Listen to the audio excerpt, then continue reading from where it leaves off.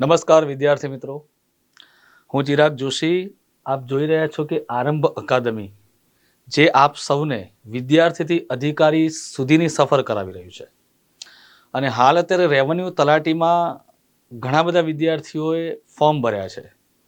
ખાસ તો graduate base થઈ ગયું છે, એટલે કોમ્પિટિશન તમારા એવા વિદ્યાર્થી સાથે થશે કે જેઓ વર્ષોથી તૈયારી કરી રહ્યા છે. જે લોકો જીપીએસસી ક્લાસ 1-2ની બી અને ક્લાસ 3ની બી તૈયારી કરતા હશે. પરંતુ એમાં એક તમે પ્લસ પોઈન્ટ જો મેળવી શકતા હોવ તો એ બે વિષય છે. એક છે ગુજરાતી અને એક છે અંગ્રેજી. કેમ કે બંને લેંગ્વેજ છે, બંને 20-20 માર્ક્સના છે આપણે પ્રિલિમ્સની અંદર, રાઈટ. મેન્સની અંદર 100-100 માર્ક્સનું છે, એટલે બંને રીતે ફાયદા તો તમને કરાવવાના છે જ. હવે હાલ અત્યારે જે આપણે વાત ચાલી રહી છે મિત્ર, તો ગુજરાતી વ્યાકરણની. અને ગુજરાતી વ્યાકરણમાં જે મારો અનુભવ છે એ મુજબ જો હું તમને કહું તો સીસીઈ ગ્રુપ એ તો તમે જોઈ હશે પ્રિલિમ્સ એક્ઝામ, એન્ડ ગ્રુપ બીની પ્રિલિમ્સ એક્ઝામ, તો એના જે સિલેબસ છે એની સાથે જ મળતા આવશે. પણ તેમ છતાંય તમારે આજનો જે ટોપિક છે આપણો એ મહત્વનો સાબિત થશે. કેમ કે લગભગ એવું રહેશે કે જે એક્ઝામ લેવાય છે, હમણાં રિસેન્ટલી સીસીઈ ગ્રુપ બીની એક્ઝામ ગઈ મેન્સની, તો બન્યું છે કે જે વિદ્યાર્થીઓને મેં ભણાવેલા છે એ જ એક્ઝામ્પલ, એવું બી નહીં કે ઓપ્શન એમાં જ ખાલી જે જવાબ હોય એ ઓપ્શન, કે એવું નહીં, 4 ઓપ્શનની અંદર જે 4 એક્ઝામ્પલ હતા એ આપણે આપણી નોટ્સમાં લખાવેલા છે. તો એટલું તમને હેલ્પફુલ થશે એની ખાતરી હું આપું છું. સાથે તમારી મહેનત હોય તો ચોક્કસથી પ્લસ ગેરંટી થઈ જાય. તો હવે તૈયારી માટે રાહ છે નહીં. તો આજના જ લેક્ચરમાં આપણે ગુજરાતી વ્યાકરણનો એક મહત્વનો ટોપિક ભણવો છે. અને એ મહત્વના ટોપિકનું નામ છે મિત્રો સંધિ. સંધિ ઘણો ટફ ટોપિક પડે છે ઘણા બધા વિદ્યાર્થીઓ માટે. શા માટે ટફ પડી રહ્યો છે એનું કારણ એ છે કે વિદ્યાર્થીઓ ફક્ત નિયમોને વળગી રહે છે. નિયમો સિવાય પણ ઘણી મોટી દુનિયા છે કે જેમાં તમે સંધિ સારી રીતે કવર કરી શકો છો. કઈ રીતે? તો જેમ કે આપણે પહેલા તો આજના ગુજરાતી વ્યાકરણનો પહેલા તો 20 માર્ક્સનો જે ટોપિક છે, એટલે કે 20 માર્ક્સના સબ્જેક્ટમાં તમને કયું કયું પૂછાઈ શકે. જો 20 માર્ક્સનું આપણું ગુજરાતી છે, રાઈટ.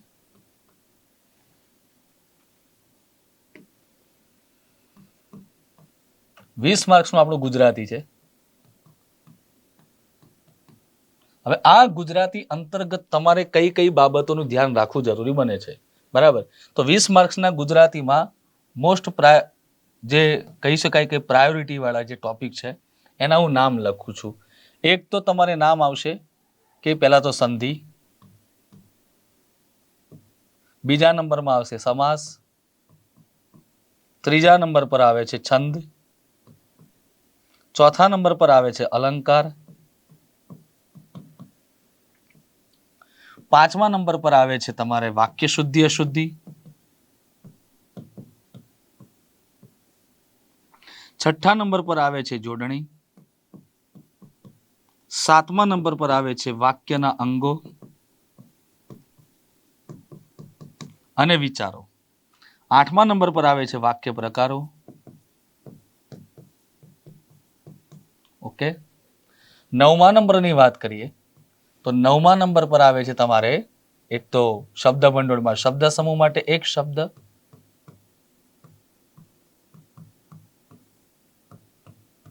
શબ્દ સમૂહ માટે એક શબ્દ, બરાબર.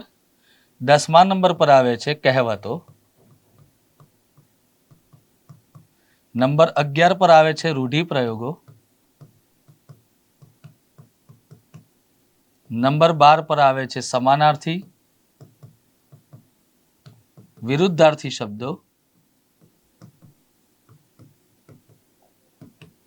બરાબર, અને અન્ય જેટલા પણ ટોપિક આવે છે. પરંતુ આપણે જે ટોપિક કવર કરવા છે એ કેવા છે કે સંધિ, સમાસ, છંદ, અલંકાર તો કરવાના છે. પણ હવે તમને બીજી પણ એક વાત કરું કે સંધિ શીખવા માટે જરૂરી શું છે, બરાબર. તો સંધિ જ્યારે આપણે શીખતા હોઈએ, માનો કે આજનો આપણો ટોપિક છે સંધિ, તો સંધિ શીખવા માટે કયા કયા ટોપિક આવડવા જરૂરી છે.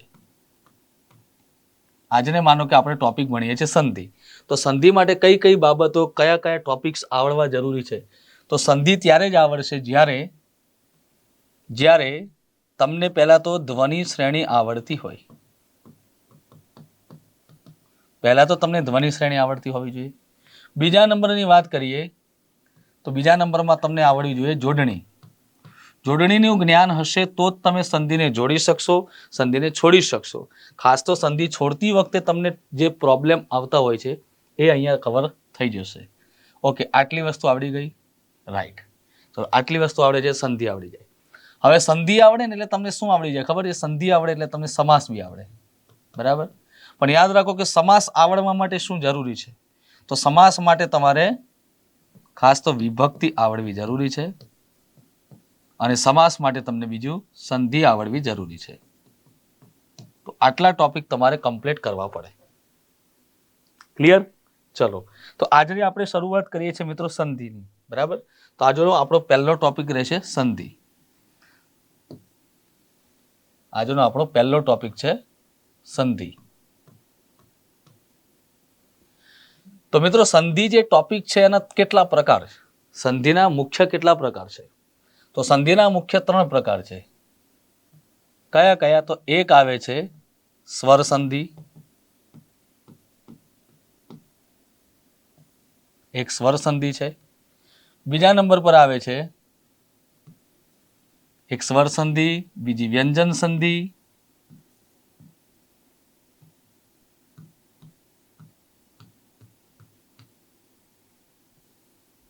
અને ત્રીજા નંબર પર આવે છે વિસર્ગ સંધિ.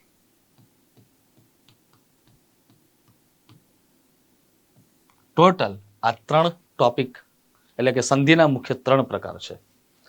સંધિના 3 મુખ્ય પ્રકારની અંદર એ પણ બાબત સમજાવી દઉં કે માનો કે સ્વર સંધિ તમે જુઓ છો. ઓકે, સ્વર સંધિ તમે જુઓ છો. સ્વર સંધિના પણ પેટા 5 પ્રકાર છે.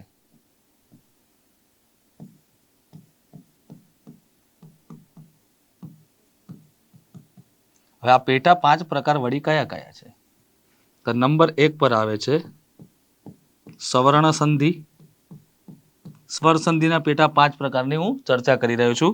તો નંબર 1 પર આવશે સવર્ણ સંધિ, નંબર 2 પર આવશે ગુણ સંધિ, નંબર 3 પર આવશે વૃદ્ધિ સંધિ, નંબર 4 પર આવશે યણ સંધિ અને નંબર 5 પર આવશે અયાદિ સંધિ. તો આ છે ટોટલ સંધિના 5 પ્રકાર. એક છે સવર્ણ, એક છે ગુણ, એક છે વૃદ્ધિ, એક છે યણ અને અયાદિ સંધિ. હવે ખરેખર સંધિનો જે પ્રકાર છે એ કયા ગ્રંથમાં આપવામાં આવેલા છે? તો જે આ પંચ સંધિ, આને કઈ સંધિ કહી શકાય? આ સંધિને તમે પંચ સંધિ પણ કહી શકો છો, બરાબર. પંચ સંધિ. પંચ સંધિનું સૌથી ઓથેન્ટિક સોર્સ કયો? તો એનો ઓથેન્ટિક જે સંદર્ભ જે છે, ઓથેન્ટિક સંદર્ભ તો તમને એકમાત્ર પુસ્તકમાંથી મળે, જે પાણીના અષ્ટાધ્યાયીમાંથી જ કહેવાય છે કે નિચોડ કહી શકાય, જેનું નામ છે લઘુ સિદ્ધાંત કૌમુદી. આ લઘુ સિદ્ધાંત કૌમુદી નામક ગ્રંથની અંદર આ 5 પ્રકારની સંધિ આપવામાં આવેલી છે મિત્રો. ક્લિયર છે? તો હવે આપણે શરૂઆત કરીએ, કેમ કે દેરી નથી કરવી. આજના ટોપિકમાં મેઇન હું તમને એવું શીખવાડવા માંગુ છું કે માનો કે એવા કયા કયા કોર નિયમો છે, એવા કયા અઘરા નિયમો છે કે આ તે 3 સંધિની અંદર આપણને પૂછી શકે છે. Like number 1, okay. તો પહેલા જ આપણે સવર્ણ સંધિ લઈએ છીએ. તો સવર્ણ સંધિ જે છે, બરાબર, સ્વર સંધિ અંતર્ગત આવતી નંબર 1 સ્વર સંધિ.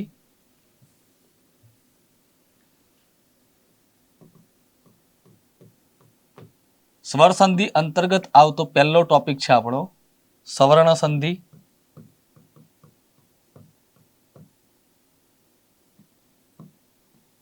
ઓકે, સવર્ણ સંધિ છે.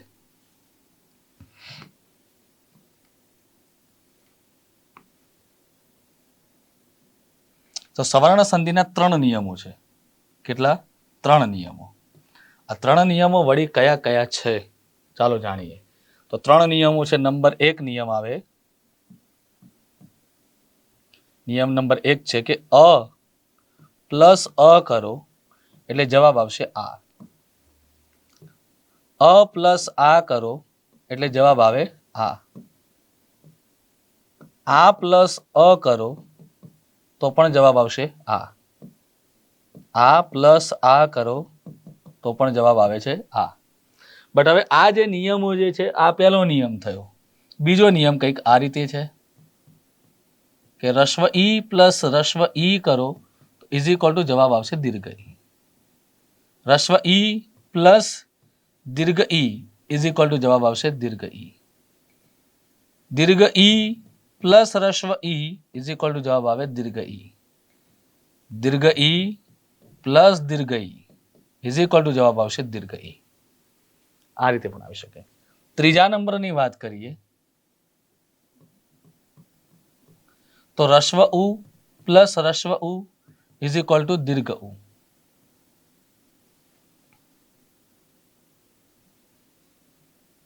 ઇઝ ઇક્વલ ટુ દીર્ઘ ઉ. રસ્વ ઉ પ્લસ દીર્ઘ ઉ ઇઝ ઇક્વલ ટુ દીર્ઘ ઉ. દીર્ઘ ઉ પ્લસ રસ્વ ઉ ઇઝ ઇક્વલ ટુ દીર્ઘ ઉ. દીર્ઘ ઉ પ્લસ દીર્ઘ ઉ ઇઝ ઇક્વલ ટુ પણ દીર્ઘ ઉ. પરંતુ જ્યારે તમે પુસ્તકોમાં વાંચો, કોઈ પરીક્ષાની તૈયારી માટે કઈ પણ રીતે વાંચતા હો તો આ જે આપણને માળખું છે એ કેવું લાગશે, આપણને થોડું વધારે ટફ લાગી શકે. શા માટે? તો એનું કારણ છે કે આટલા મોટા નિયમો વાંચવાના હોતા નથી. ઓકે, આટલા મોટા નિયમો વાંચવા રહો તો ગાંડા થઈ જાઓ. તેના માટે તમારે ખાલી આટલું જ વાંચવાનું છે કે અ કે આ હોય પ્લસ અ કે આ હોય ઇઝ ઇક્વલ ટુ જવાબમાં રાખવાનું છે તમારે આ. બસ આટલું રાખો તો પણ ચાલે. તો અ કે આ પ્લસ અ કે આ ઇઝ ઇક્વલ ટુ શું આવશે જવાબમાં? આ આવશે. અહીંયા પણ એવું છે કે રસ્વ ઈ કે દીર્ઘ ઈ હોય પ્લસ રસ્વ ઈ કે દીર્ઘ ઈ હોય તો ઇઝ ઇક્વલ ટુ જવાબ આવવાનો છે દીર્ઘ ઈ. તો આવડો મોટો નિયમ યાદ રાખો એના કરતા બેટર છે આ રીતે રાખો. એ જ રીતે રસ્વ ઉ પ્લસ રસ્વ ઉ એ રીતે કીધું છે તો એના કરતા કરો કે રસ્વ ઉ હોય કે દીર્ઘ ઉ હોય પ્લસ રસ્વ ઉ કે દીર્ઘ ઉ હોય ઇઝ ઇક્વલ ટુ જવાબ આવશે દીર્ઘ ઉ. ક્લિયર? તો આ રીતે જો તમે તૈયારી કરો છો તો રેવન્યુ તલાટીની કે કોઈ પણ ચાહે ક્લાસ 3ની એક્ઝામ હોય કે ક્લાસ 1-2ની મેન્સ એક્ઝામ હોય તો સંધિનો લગભગ કોઈ પ્રશ્નનો જવાબ તમારો ખોટો પડી શકે નહીં. બટ પ્રોપર ડેસ્ટિનેશનમાં તૈયારી કરવી પડશે. જો દિશા ભટક્યા તો સ્વાભાવિક છે કે ઘણું બધું આપણે ભટકી જઈ શકીએ એમ છીએ. ક્લિયર? ચાલો તો હવે આગળ વધીએ છીએ આપણે ધીરે ધીરે. તો હવે હું તમને કેટલાક નિયમોના ઉદાહરણ બતાવું, જેમ કે અ અને આ ઈ વાળો અને ઉ વાળો. ઉદાહરણ તરીકે મોટે ભાગે શું હોય છે કે સંધિ એ કેવો વિષય છે? સંધિ એ બોલવાનો વિષય છે. જો ધ્યાન આપો કે સંધિ છે ને એ બોલવાનો વિષય છે.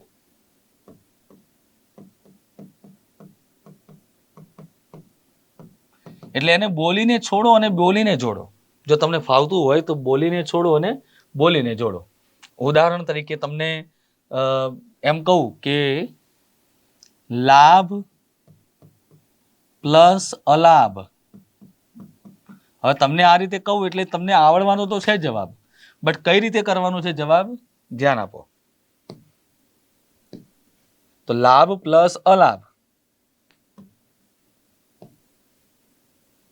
તો લાભ પ્લસ અલાભમાં શું કરવાનું? તો સાહેબ તમને લાભાલાભ જવાબ આવડે છે.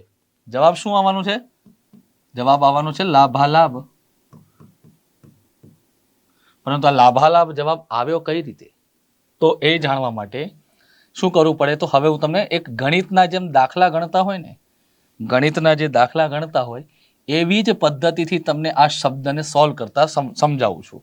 ઉદાહરણ તરીકે માનો કે કોઈ વ્યંજનને આપણે ખોડો કરીએ, આમ ખોડો કરીએ તો સ્વાભાવિક રીતે એમાંથી શું બહાર આવશે? સ્વર બહાર આવી જશે.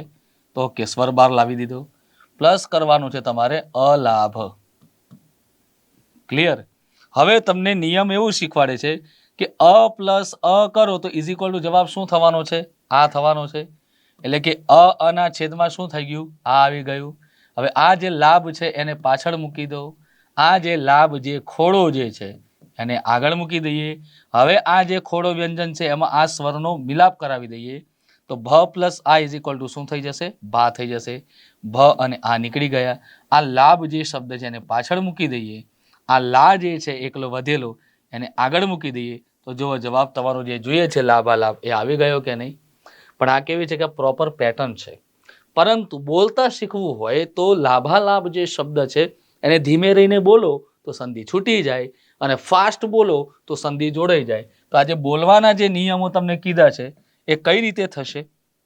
તો આ રીતે થશે કે બોલવાના નિયમોમાં એક સંધિયુક્ત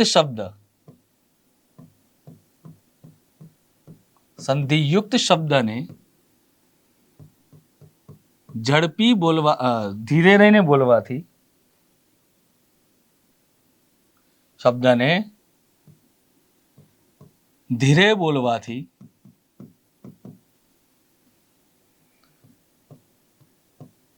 સંધિ વિચ્છેદ થાય છે, એટલે કે છૂટી પડે છે. બરાબર. જ્યારે સંધિ વિચ્છેદ શબ્દોને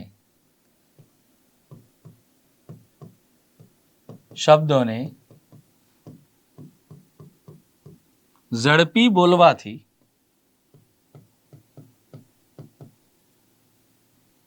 સંધિ યુક્ત એટલે કે બે શબ્દો નું જોડાણ થાય છે.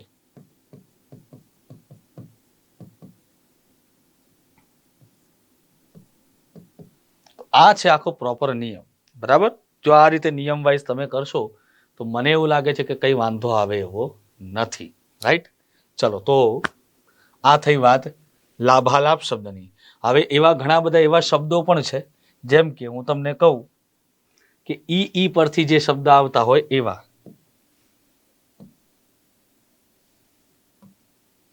લાઈક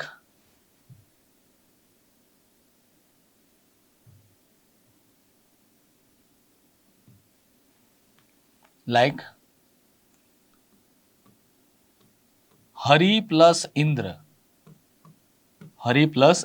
આવો કોઈ શબ્દ આવે છે. ઓકે. તો એમાં એવું કહી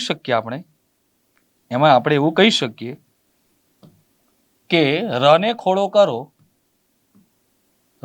કરો, જેમ પેલામાં ભને ખોડો કર્યો અને અ શબ્દ સ્વર લાવ્યા હતા બહાર, એ જ રીતે અહીંયા રમાંથી આપણે રસ્વઈ છે તો રસ્વઈને આપણે બહાર કાઢી લઈએ, પ્લસ કરી દેવાનું છે તમારે ઇન્દ્ર. ઓકે. તો હવે રસ્વ ઈ પ્લસ રસ્વ ઈ ઇઝ ઇક્વલ ટુ જવાબ શું આવશે? દીર્ઘઈ આવશે. રસ્વઈ અને રસ્વઈના છેદમાં દીર્ઘઈ આવ્યો કે નહીં? યસ. તો આ બંને ઈ કાઢી નાખ્યા. આ જે દ્ર જે શબ્દ છે એને પાછળ મૂકી દઈએ. આ હર જે શબ્દ છે તેને આપણે આગળ મૂકી દઈએ. આ ર ખોડો છે એટલે એમાં ઈ મોટો ભેળવી દઈએ એટલે રી કેવો થઈ જશે? દીર્ઘ. ઓકે. ર અને ઈ નીકળી ગયા. આ જે દ્ર જે છે એને પાછળ મૂકી દઈએ. આ જે હ જે છે એને આગળ મૂકી દઈએ. તો તમારો જવાબ શું થશે? હરીન્દ્ર. ઓકે. ક્લિયર છે? ચાલો, આવી જ રીતે રસ્વ ઉ અને દીર્ઘ ઉ વાળો જે શબ્દ આવે છે એ તમને એટલું ખબર હોવી જોઈએ કે જ્યારે કોઈ શબ્દ દીર્ઘ વાળો આવે છે તો સમજી લેવાનું કે હરીન્દ્ર. તો તમે હરીન્દ્ર જે શબ્દ જે જોડાયેલો છે, હવે એને તમે ધીમે રહીને બોલશો ને તો એ શબ્દ સંધિ છૂટી પડી જશે. જેમ કે હરીન્દ્ર, તો હરીન્દ્ર આવી રીતે શબ્દો છૂટા પડી જાય છે. પણ એના માટે આપણે ધીરે ધીરે બોલવા માટે ઘણા બધા શબ્દોની પ્રેક્ટિસ કરવી પડે. વર્ષોની અથાગ મહેનત બાદ અમે પણ આ મુકામ સુધી પહોંચી શક્યા છીએ કે તમને ભણાવીએ છીએ.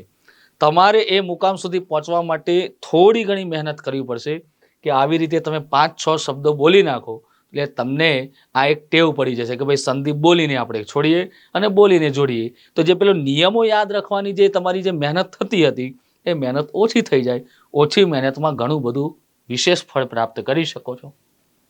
હવે આ સાથે જ આપણે વાત કરીએ બીજા અન્ય જે શબ્દો છે. જેમ કે તમને એવું કહેવામાં આવ્યું હોય કે ગુરુ અથવા તો સુ પ્લસ ઉક્તિ, આવો કોઈ શબ્દ આપ્યો છે. બરાબર. તો સુ પ્લસ ઉક્તિની સંધિ જોડવા માટે શું કરવું જોઈએ? તો સ ને કરો ખોડો એટલે ઉ બહાર આવી જાય, પ્લસ કરી દો ઉક્તિ, આ શરૂઆતમાં જે શીખતા હોય એમના માટે છે કે છૂટો પાડો. જેને આવડે છે એને ખાલી પ્રેક્ટિસ જ કરવાની છે. તો હવે રસ્વ ઉ, ઓકે, અહીંયા રસ્વ ઉ પ્લસ આ બીજો રસ્વ ઉ, આ બે રસ્વ ઉ ભેગા થાય છે. ઓકે, બે રસ્વ ઉ ભેગા થાય તો રસ્વની જગ્યાએ શું આવે? દીર્ઘ ઉ આવશે. આ બે ઉ નીકળી ગયા.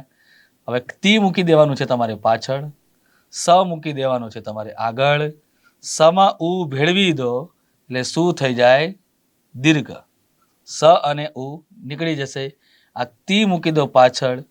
રિસેન્ટલી 2025ની સીસી ગ્રુપ બીની મેન્સ એક્ઝામમાં આ પ્રશ્ન પૂછાયો હતો, પરંતુ આ જવાબ કેવો હતો? ખોટું હતો. બરાબર, એમાં તમને સાચી સંધિ ઓળખવા માટે કીધેલું હતું. તો લોકોએ સુક્તિ ઘણી કરીને આવ્યા હતા કે સુદીર્ઘ અને પછી ઉક્તિ એવી રીતે આપ્યું હતું. પરંતુ યાદ રાખવાનું કે સુ એટલે સારું એવું અર્થમાં છે, ઉક્તિ એટલે કહેવાયેલું વાક્ય. સુઉક્તિ એટલે કે સારી એક ઉક્તિ, જે હંમેશા આપણે જ્યારે નાનપણમાં એટલે કે શાળાઓમાં કોલેજોમાં ભણતા તો વચ્ચે જે મથાળું મારતા એ સુક્તિ, એ આજે પણ તમે જ્યારે એક્ઝામો આપતા હો, મેન્સ ખાસ કરીને, તો મેન્સની એક્ઝામમાં આજે પણ તમે એને ટાઇટલ તરીકે લખો, શીર્ષક તરીકે લખતા હોવ છો. ક્લિયર છે? ઓકે, તો આ વાત થઈ સુક્તિ શબ્દની. હવે હું તમને અન્ય કેટલાક શબ્દો આપું છું મિત્રો, તમારે એના એક્ઝામ્પલ સોલ્વ કરવાના. તમને આ જ પદ્ધતિથી જો ફાવી ગયું છે તો તમે એ 4-5 એક્ઝામ્પલ સોલ્વ કરીને મને કોમેન્ટ બોક્સમાં લખીને આપી શકો કે નહીં?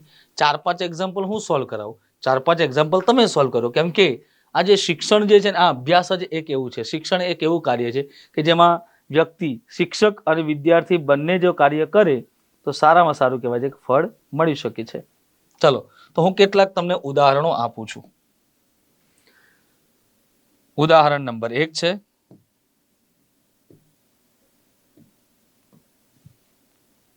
વિદ્યાર્થી. ચલો, કેટલાક અન્ય ઉદાહરણો આપું છું જે આપણે ઉદાહરણો સોલ્વ કરવાના છે.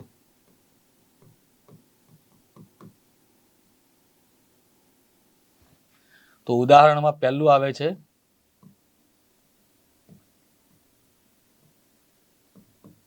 વિદ્યાર્થી. બીજા નંબરનું ઉદાહરણ આવે છે સેવાશ્રમ. ત્રીજું ઉદાહરણ આપું છું તમને હરિચ્છા. ચોથા નંબરનું ઉદાહરણ આપું છું તમને ગુરુપસદન. પાંચમા નંબરનું ઉદાહરણ તમને આપું છું પૃથ્વીશ. કે ત્યાર પછીનું તમને છઠ્ઠું નંબરનું ઉદાહરણ આપું છું યોગીન્દ્ર. યોગીન્દ્ર. ક્લિયર? તો આવી રીતે તમે જો કરશો તો તમને ખ્યાલ આવી જશે કે જેમ કે અહીંયા મેં આ જે છે વિદ્યાર્થી, સેવાશ્રમ, હરિચ્છા, ગુરુપસદન, પૃથ્વીશ, યોગીન્દ્ર. ચલો, હવે આ શબ્દને આપણે સંધિ છોડવાની કોશિશ કરીએ. શબ્દોની સંધિ છોડવાની કોશિશ કરીએ. જેમ કે અહીંયા વિદ્યાર્થી છે તો આમ એકદમ ધીમે રહીને, જો જોડાયેલા શબ્દને છોડવા માટે ધીમે રહીને બોલવાનું છે. તો વિદ્યાર્થી, તો જો સંધિ બે શબ્દોમાં છૂટી પડી છે. એક છે વિદ્યા અને બીજું છે અર્થી. શબ્દની સંધિ છૂટી પડી ગઈ, વિદ્યાર્થી. એ જ રીતે સેવાશ્રમ શબ્દને ધીમે રહીને બોલો, સેવાશ્રમ. સેવ પ્લસ આશ્રમ તો ના થાય, કે એવો કોઈ આશ્રમ નથી કે જેમાં સેવ મળતી હોય, પણ એવો આશ્રમ છે કે જ્યાં સેવા કરવામાં આવે છે, એટલે સેવા પ્લસ આશ્રમ.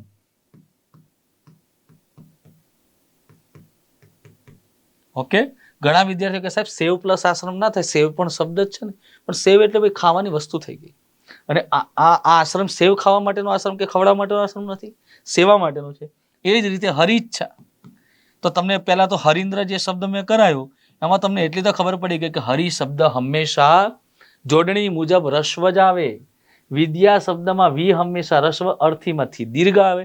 આ જોડણી આવડતી હશે તો તમને આવડી જશે.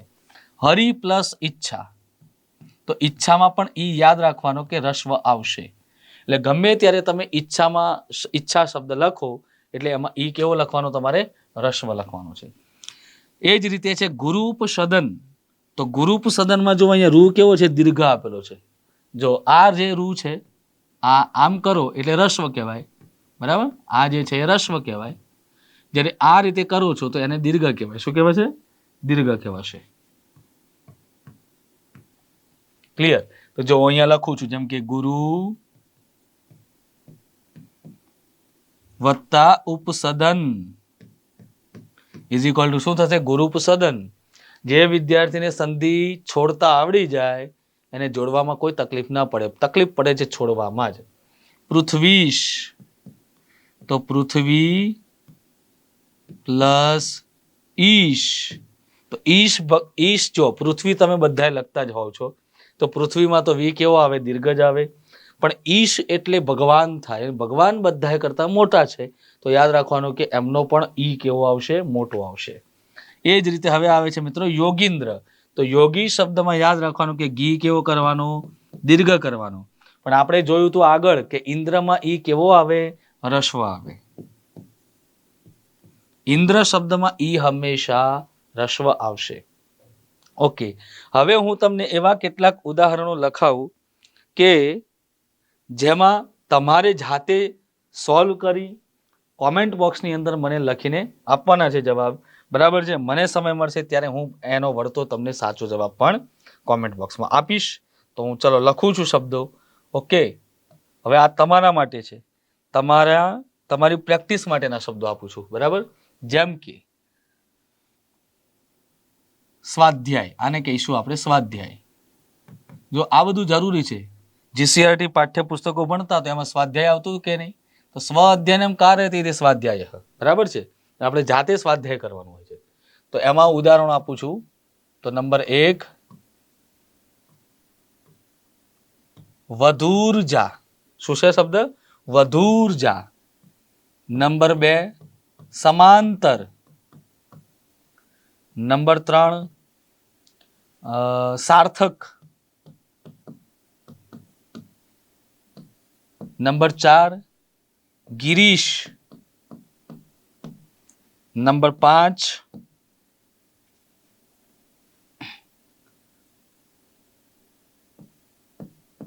દેવીચ્છા. નંબર 6 એક વધારે આપું છું. બરાબર? ચલો ગૌરીશ્વર. તો થઈ ગયા ટોટલ 6 થઈ ગયા. ઓકે, તો હવે આ 6 જે ઉદાહરણ છે તમારે સોલ્વ કરી અને કોમેન્ટમાં લખવાના હો. એનો સાચો જવાબ પાછો મેળવવો હોય તો કોમેન્ટ બોક્સમાં લખજો જવાબ, તો સાચો હું જવાબ આપીશ. ઓકે, હવે આપણે બીજા નિયમ તરફ જઈએ. આવો ને આવો જ. જો એક નિયમ આવડી ગયો, હવે બીજા નિયમ. તો નિયમ નંબર 2 કયો આવે છે? તો નિયમ નંબર 2 આવે છે સાહેબ ગુણ સંધિ. હવે કઈ સંધિ આવી? ગુણ સંધિ આવી. ક્લિયર? તો ગુણ સંધિમાં કયો નિયમ છે? તો ગુણ સંધિમાં પણ 2 નિયમ છે ટોટલ. કયા કયા 2 નિયમ છે? તો નંબર 1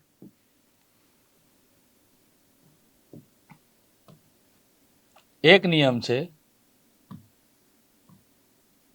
હવે હું તમને એવું નહીં કહી કે અ પ્લસ ઈ કરો ને એવું નહીં. જો શોર્ટમાં અહીંયા લખી દઉં કે કે આ હોય પ્લસ રસ્વ ઈ કે દીર્ઘ ઈ હોય તો જવાબમાં આવશે એ. કે પહેલો નિયમ શું કહે છે?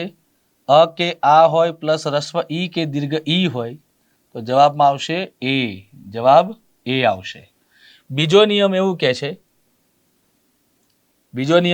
છે કે અ કે આ હોય પ્લસ રસ્વ ઉ કે દીર્ઘ ઉ હોય તો ઇઝ ઇક્વલ ટુ જવાબ આવશે ઓ. અ કે આ હોય બરાબર પ્લસ રસ્વ ઉ કે દીર્ઘ ઉ હોય તો જવાબ શું આવશે? ઓ આવશે. ઓકે, હવે ત્રીજો નિયમ. પહેલા 2 નિયમ સોલ્વ કરી લઈએ. 2 નિયમ સોલ્વ કરીશું કે નહીં? ત્રીજો નિયમ પણ લખી જ દઈએ છીએ સાથે સાથે.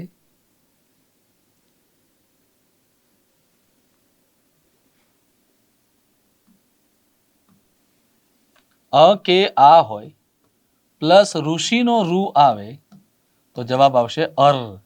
શું આવશે? અર. જેમાં ર ખોડો છે. પાછા જઈએ નિયમ નંબર 1 તરફ. નિયમ નંબર 1 નું પહેલું જ એક આપણે દ્રષ્ટાંત લઈએ.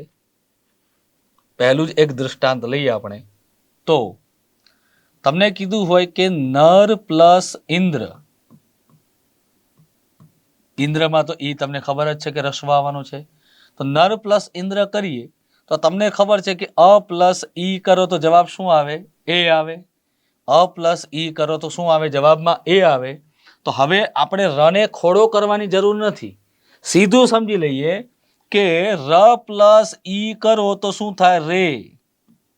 અ પ્લસ ઈ ઇઝ ઇક્વલ ટુ એ થાય તો ર પ્લસ ઈ ઇઝ ઇક્વલ ટુ શું થાય? રે થાય. તો ર અને ઈને કાઢો, દ્ર મૂકો પાછળ, આ વધેલો છે, અને ન મૂકો આગળ. જો જવાબ થઈ ગયો તમારો નરેન્દ્ર. એટલે જેમ જેમ તમે નિયમોમાં આગળ વધતા જાઓ તેમ તેમ તમારી પ્રેક્ટિસ એટલી મજબૂત બનતી જાય કે તમે શબ્દ જોતાની સાથે તમને આઈડિયા આવી જાય કે અહીંયા સાચો જવાબ શું આવવાનો છે. હવે આનો અહીંયા આપણે લઈએ, બરાબર? તો વન પ્લસ ઉત્સવ, વન પ્લસ ઉત્સવ, તો તમને ખબર છે કે અ પ્લસ ઉ કરો તો ઓ થાય, તો ન પ્લસ ઉ કરો તો શું થાય? નો થાય. યસ. તો ન અને ઉને કાઢી લો, સૌ મૂકી દો પાછળ, વ મૂકી દો આગળ, તમારો જવાબ થઈ જાય વનોત્સવ. That's clear? ઓકે, તો વનોત્સવ શબ્દ થઈ ગયો. હવે આવી જ રીતે જે ત્રીજો નિયમ છે એ હું અહીંયા લખી દઉં છું, કેમ કે મને એવું લાગે છે કે અહીંયા જગ્યા રોકી લેશે જેનો આપણે યુઝ કરી શકીએ એમ છીએ. તો નિયમ નંબર 3 કે અ કે આ હોય પ્લસ જો ઋષિનો રૂ હોય તો ઇઝ ઇક્વલ ટુ જવાબમાં આવે છે અર.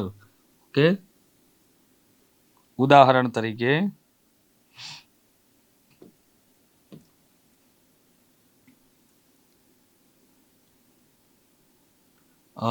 જેમ કે આપણે એમ કહીએ કે મહા પ્લસ ઋષિ, મહા વત્તા ઋષિ, એને અંગ્રેજીમાં લોકો ઋષિ કહેતા હોય છે, કઈ વાંધો નહીં. તો શું કહે છે કે અ કે આ, અહીંયા હામાં કયો સ્વર સંભળાય છે તમને? હા. તો આપણે એવું કહી શકીએ કે આ પ્લસ રૂ કરો તો પણ જવાબ આવવાનો છે આર, અર આવવાનો છે. તો હા પ્લસ ઋષિનો રૂ કરો તો જવાબમાં શું આવવાનું છે? હર થશે. હર થશે કે નહીં? યસ. તો હા અને રૂને કાઢી દો સાઈડમાં. અને આ રીતે ન સમજાય તો હું બીજી રીતે પણ તમને સમજાવી દઈશ. એકદમ સીધી મેથડથી પહેલા સમજાવી દઉં, પછી ડાયરેક્ટથી તમે સમજી શકો છો. જેમ કે મહા પ્લસ ઋષિ. ઓકે, તો હને ખોડો કરો તો આ બાર આવી જશે. યસ ઓર નો? ઋષિ લખી દીધું. ઓકે, તો અહીંયા જે રીતે કીધું છે કે આ પ્લસ રૂ કરો તો શું થાય? અર થાય. તો આ પ્લસ રૂ કરો તો અહીંયા કરી દીધું આપણે અર. આ અને રૂ નીકળી ગયો, શી મૂકી દો પાછળ, મહ શબ્દ જે છે એને આગળ મૂકી દો. ઓકે, તો હવે હ ખોડો છે એમાં આ ભળી જાય તો શું થઈ જાય? હ થઈ જશે આખો, અ નીકળી ગયો. ર જે છે ખોડો છે એને મૂકી દઈએ પાછળ, શી મૂકી દઈએ આગળ, મહ મૂકી દઈએ આગળ. પણ સાહેબ મહર્ષિ શબ્દ આવી રીતે નથી લખતા. કેમ? કારણ કે જે ર ખોડો છે એના પછી વ્યંજન આવે એટલે રનો થઈ જાય રે. એટલે જવાબ શું આવે? મહર્ષિ. આપણો જવાબ આવશે મહર્ષિ. ડન? તો તમે તમારી નોટબુક પર જો સાથે સાથે બનાવી શકતા હોવ તો સૌથી બેસ્ટ રહેશે. અધરવાઇઝ કોઈ વાંધો નથી, તમે આમાંથી જોઈને પણ અને વિડીયો જોઈને પણ શીખી શકો છો. સારામાં સારી પદ્ધતિથી તમે શીખી શકો છો. ક્લિયર? ચાલો, સો નેક્સ્ટ આપણે વધીએ છીએ હવે આગળ કે કેટલાક એક્ઝામ્પલ લઈએ અને એ એક્ઝામ્પલ લઈને આપણે સોલ્વ કરીએ. ચાલો, તો એ એક્ઝામ્પલ પણ હું તમને આપું છું. ઉદાહરણ તરીકે જેમ આપણે નરેન્દ્ર લીધો એવો જ તમને એવો શબ્દ આપ્યો હોય કે ભાઈ ચલો હવે ઉદાહરણ લઈએ, એટલે કે મૂળ સ્વાધ્યાય. તો સ્વાધ્યાયમાં આપણે સ્વાધ્યાયમાં થોડાક કેટલાક હું તમને આપીશ, બરાબર?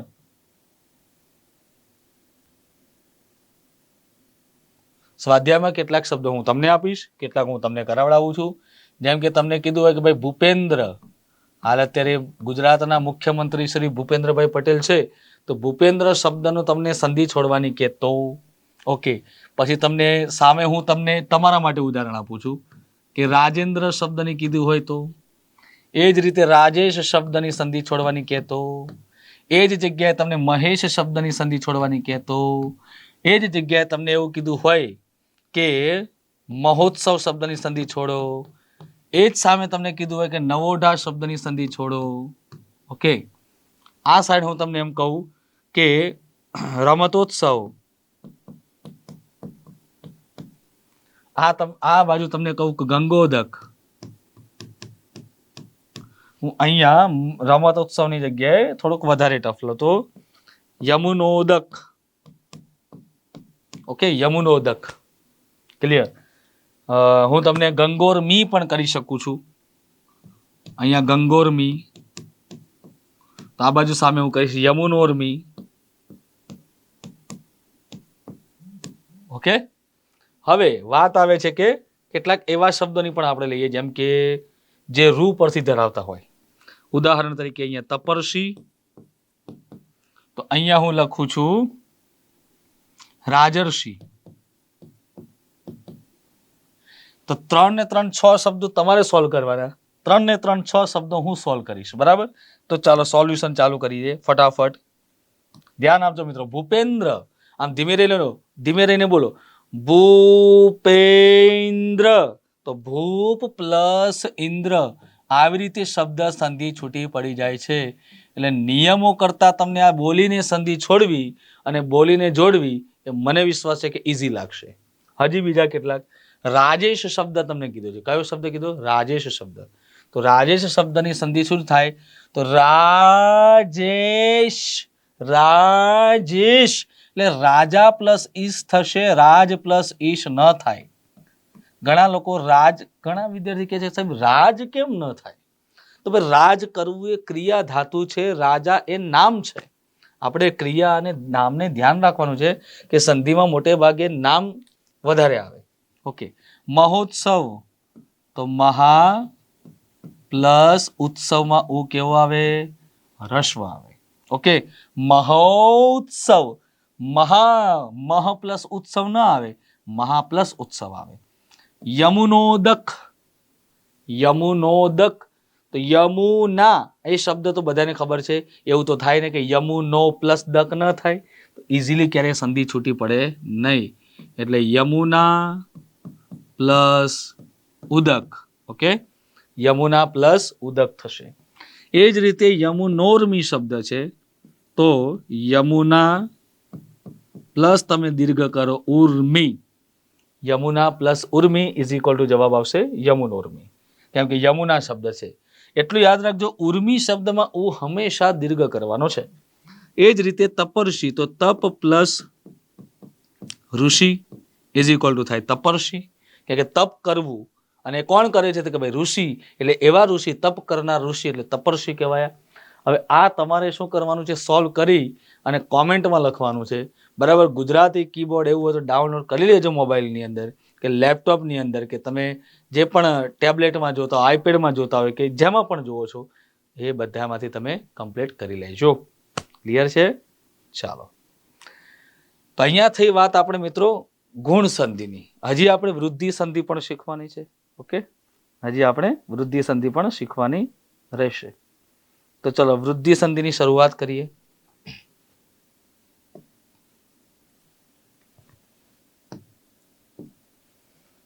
નંબર 3,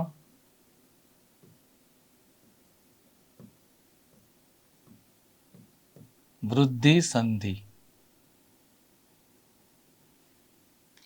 વૃદ્ધિ સંધિ જેમાં વૃદ્ધિ થાય, બરાબર છે. અને આ સંધિમાં તમારે 2 નિયમો કરવાના છે.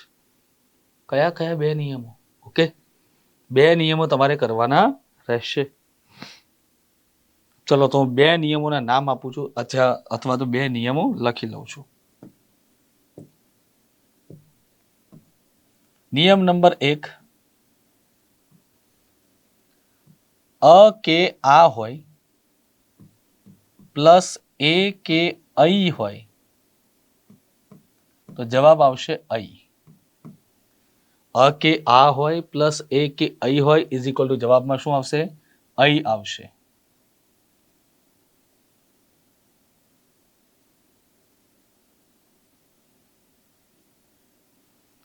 અ કે આ પ્લસ એ કે અઈ ઇઝ ઇક્વલ ટુ અઈ.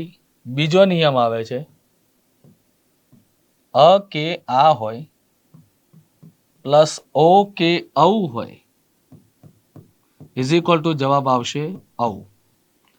અ કે આ હોય પ્લસ ઓ કે ઔ હોય જવાબમાં શું આવશે? ઔ આવશે.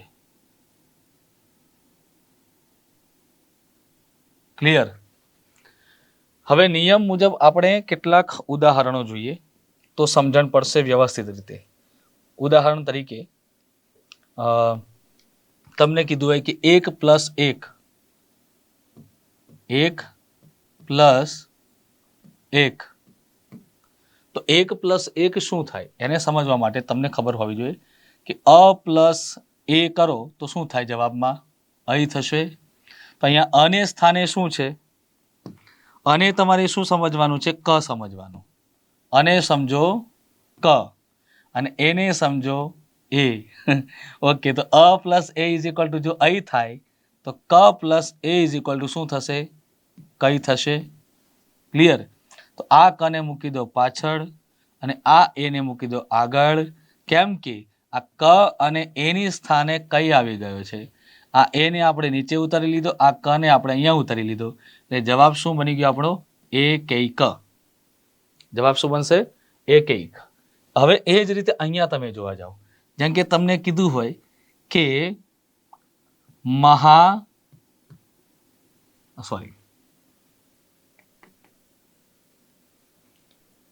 વન પ્લસ ઔષધિ. વન પ્લસ ઔષધિ આવો એક કોઈ શબ્દ આપ્યો છે તમને. હવે એને સમજવા માટે તમારે નને ખોડો કરવાનો જરૂર નથી.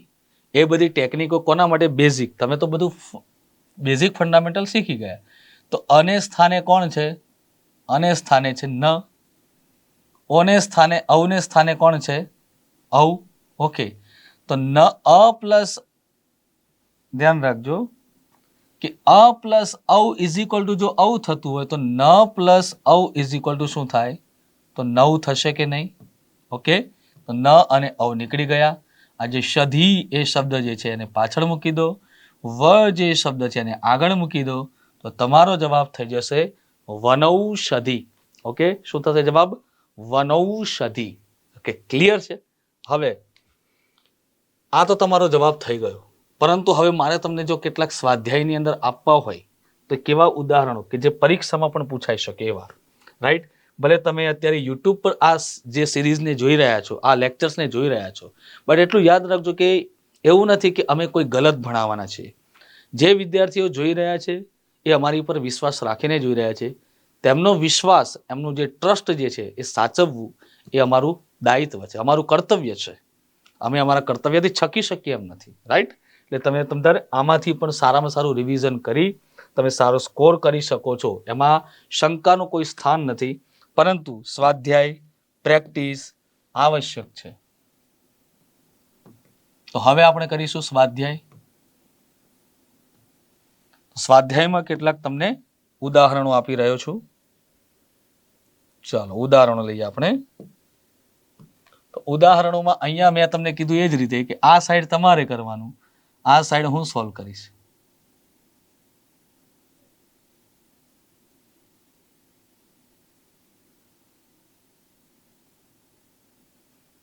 ક્લિયર? ચાલો, તો પહેલું તમને ઉદાહરણ આપું છું. પુત્રૈષણા. આ તો પરીક્ષામાં પૂછાયેલું છે. અમારી પાસે રૂબરૂ ભણશો તો તમને ઘણું વિશેષ મદદરૂપ થશે જ.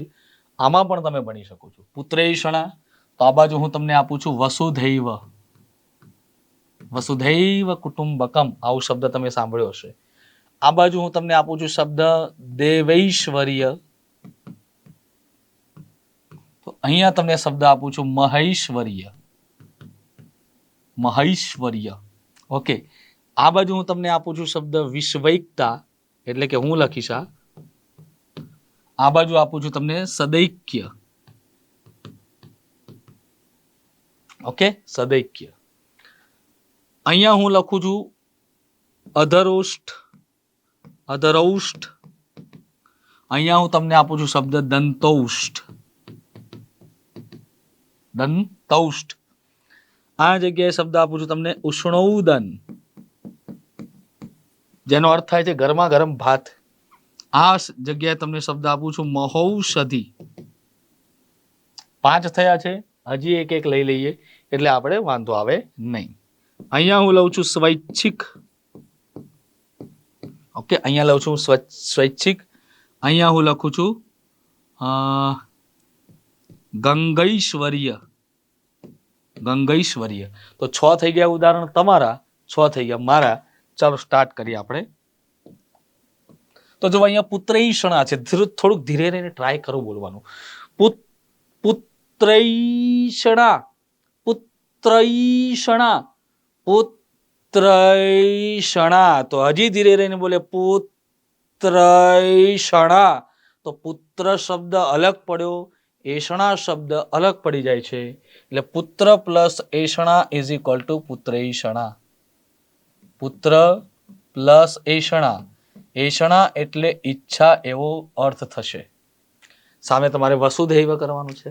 ઓકે, દેવૈશ્વર્ય, દેવૈશ્વર્ય એટલે કે દેવ ઐશ્વર્ય એવો શબ્દ આવડે છે. ઐશ્વર્યાનું નામ તો બધાએ સાંભળેલું જ છે, એટલે મારે કંઈ કહેવાની જરૂર પડતી નથી. વિશ્વૈકતા, વિશ્વૈકતા. તો વિશ્વ પ્લસ કરો એકતા, એકતા ના આવે. વિશ્વૈકતા, વિશ્વૈકતા. તો વિશ્વૈકતા, વિશ્વ એકતા. અધરૌષ્ઠ. તો અધર, અધરૌષ્ઠ. અધર એટલે નીચે, ઓષ્ઠ એટલે હોઠ. અધર ઓષ્ઠ, ઓષ્ઠ એટલે હોઠ. તો ર પ્લસ ઓ ઇઝ ઇક્વલ ટુ રવ થઈ જશે. ડન. ઉષ્ણૌદન, ઉષ્ણૌદન એટલે ઉષ્ણ પ્લસ ઓદન. ઓકે, ઉષ્ણ એટલે ગરમ, ઓદન એટલે ભાત થાય. સ્વૈચ્છિક, સ્વૈચ્છિક. તો સ્વ પ્લસ ઐચ્છિક. આપણે કહીએ ને સ્વૈચ્છિક બધાએ કામ કરવાનું, પણ સ્વૈચ્છિક ના કહેવું, સ્વૈચ્છિક કહેવું પડે. અય છે. તો હવે બાકીના 6 તમારા ઉપર હું ઢોળું છું. બરાબર, હવે તમારે કરવાના છે એના ઉદાહરણ. બટ હા, ચિંતા ના કરો, જેને જેને કદાચ કોઈ ખોટા લખ્યા હશે તો એના સાચા પણ હું જવાબ આપીશ. બરાબર, ચાલો. તો અહીંયા 3 નિયમ આપણા પૂરા થાય છે સ્વર સંધિના. ચોથા નિયમ તરફ આપણે આગળ વધી રહ્યા છીએ. તો નિયમ નંબર 4 આવશે યણ સંધિ.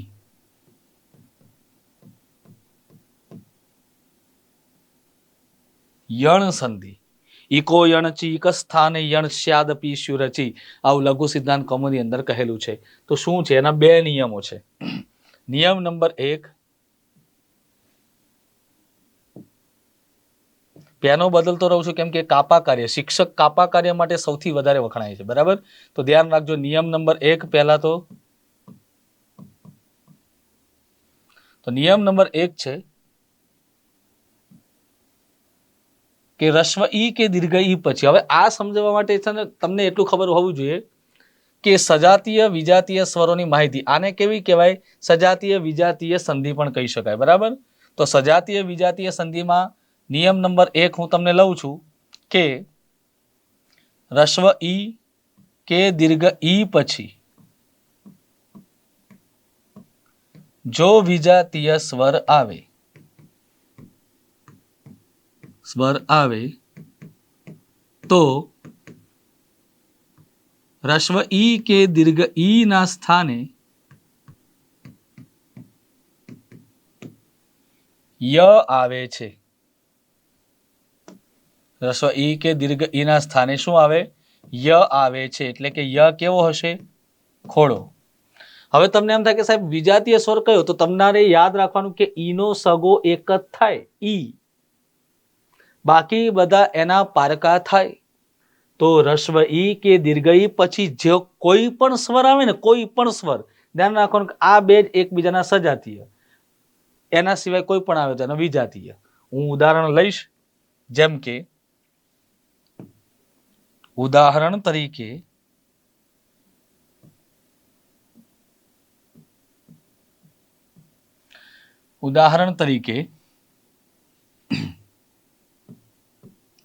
વી પ્લસ અસ્ત.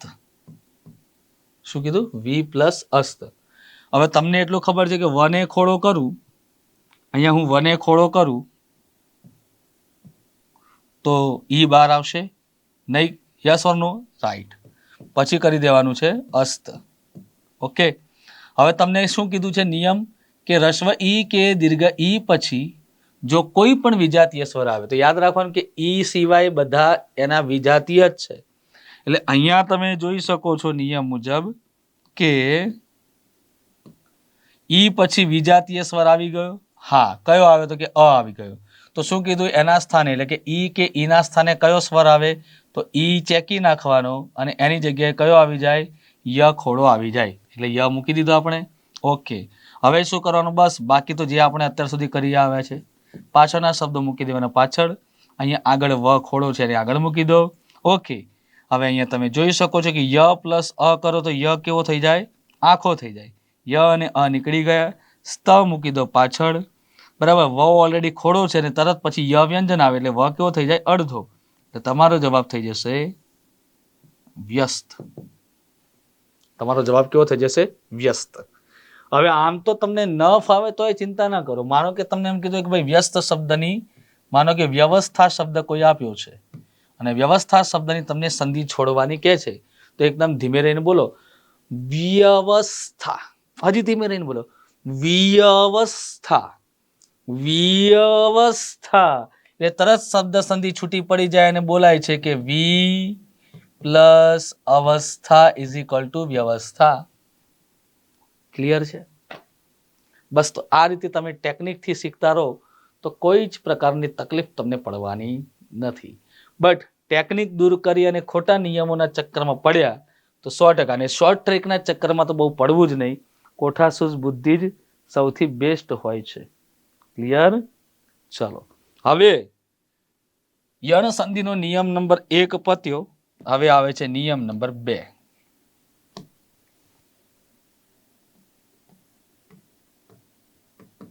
કઈ સંધિ ચાલે છે? યણ સંધિ. ઓકે. નિયમ નંબર 2. હવે રસ્વ ઉ અને દીર્ઘ ઉ વાળો નિયમ આવ્યો. રસ્વ ઉ કે દીર્ઘ ઉ પછી જો વિજાતીય સ્વર આવે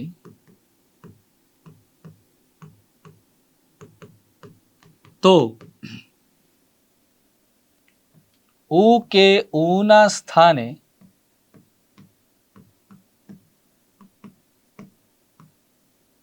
વ આવે છે.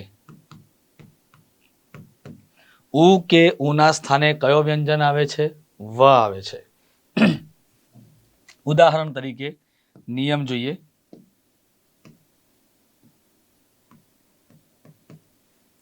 તો નિયમ મુજબ તમને કીધું હોય કે સુ પ્લસ અચ્છ. ફાસ્ટ બોલો, સંધિ જોડાઈ જશે. સુવચ્છ, સુવચ્છ, સુવચ્છ, સુવચ્છ, સુવચ્છ, સુવચ્છ, સુવચ્છ, સ્વચ્છ. ક્લિયર? તો અહીંયા તમે સ ને ખોડો કરો એટલે નાનો ઉ બહાર આવી જાય. બરાબર? અને પ્લસ થશે અચ્છ. ઓકે. પ્લસ જવાબમાં શું આવશે? અચ્છ. તો નિયમ મુજબ ઉ પછી વિજાતીય સ્વર આવે, ઉ પછી વિજાતીય સ્વર આવે તો ઉના સ્થાને કયો વ્યંજન આવી જાય? વ ખોડું. કેમ? જેમ ઈ નો વિજાતીય સ્વર કયો તો એને છોડીને બધા, એમ ઉનો વિજાતીય ઉને છોડીને બધા વિજાતીય કહેવાય, પારકા જ કહેવાય. એટલે હવે પ્લસ કરી દેવાનું છે આપણે અચ્છ અને સ ને મૂકી દઈશું આપણે આગળ. વ પ્લસ અ ઇઝ ઇક્વલ ટુ વ આખો આવે છે એટલે વ ગયો, અ ગયો. છ મૂકી દો પાછળ અને આ સ ખોડો છે એના પછી વ્યંજન આવે તો સ ને શું કરવાનો? અડધો કરી દેવાનો. તો નિયમ મુજબ તમારો જવાબ રેડી થઈ જાય છે સ્વચ્છ. જવાબ શું થશે? સ્વચ્છ. ક્લિયર? હવે હું તમને ઘણા બધા ઉદાહરણો આપવા માંગુ છું, તો ચલો ઉદાહરણો લઈશું. અને હા, હજી તો ત્રીજો નિયમ પણ છે, ત્રીજો નિયમ પણ બાકી છે, બટ આ બે ઉદાહરણો અથવા તો આ બે નિયમો ક્લિયર રહેશે તમારા માટે, ઇનફ છે એવું કહી શકાય આ બે નિયમો યણ સંધિ માટે. ઓકે, ચલો ઉદાહરણો લઈએ હવે આપણે. સ્વાધ્યાયમ.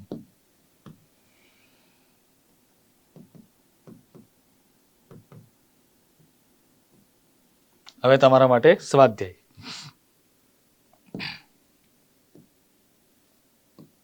તો સ્વાધ્યાયમાં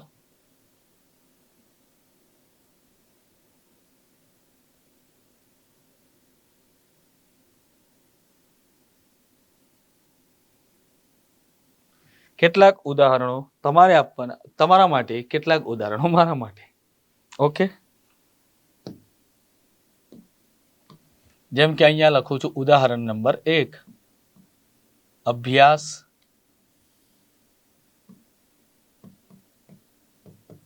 ઓકે, તો અહીંયા લખું છું તમારા માટે અભ્યંતર. અભ્યંતર. અહીંયા લખું છું હેત્વાભાસ. અહીંયા લખું છું હેત્વાભાસ. અહીંયા લખું છું મનવંતર. આ પેલો વ વાળો, બરાબર? ધ્યાન રાખવાનું, જ્યાં વ છે ત્યાં ઉ કરવાનું રહે, જ્યાં ય છે ત્યાં ઈ કરવાનું રહે, એ ભૂલાય નહીં. ઓકે, અહીંયા લખું છું હું ઇત્યાદિ.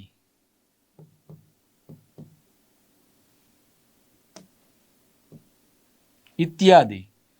અહીંયા લખું છું હું મનવાદી.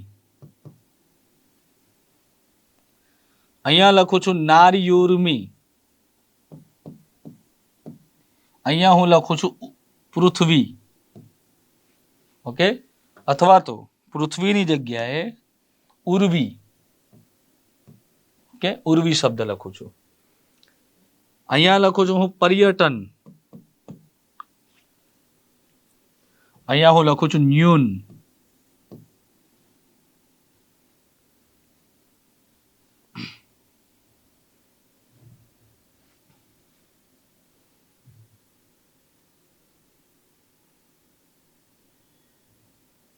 ઉર્વીની જગ્યાએ હું બીજો કોઈક શબ્દ આપવા માંગુ છું, અને એ છે નારયુત્થાન. નારયુત્થાન. ઓકે,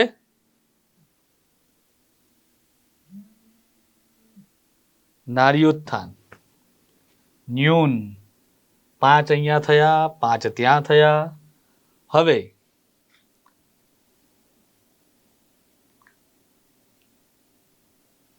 હજી કોઈક શબ્દ, જેમ કે હું તમને એમ કહું કે અભ્યર્થના. અભ્યર્થના. પછી સ્વસ્તિ. આવા શબ્દ હું તમને સોલ્વ કરાવીશ.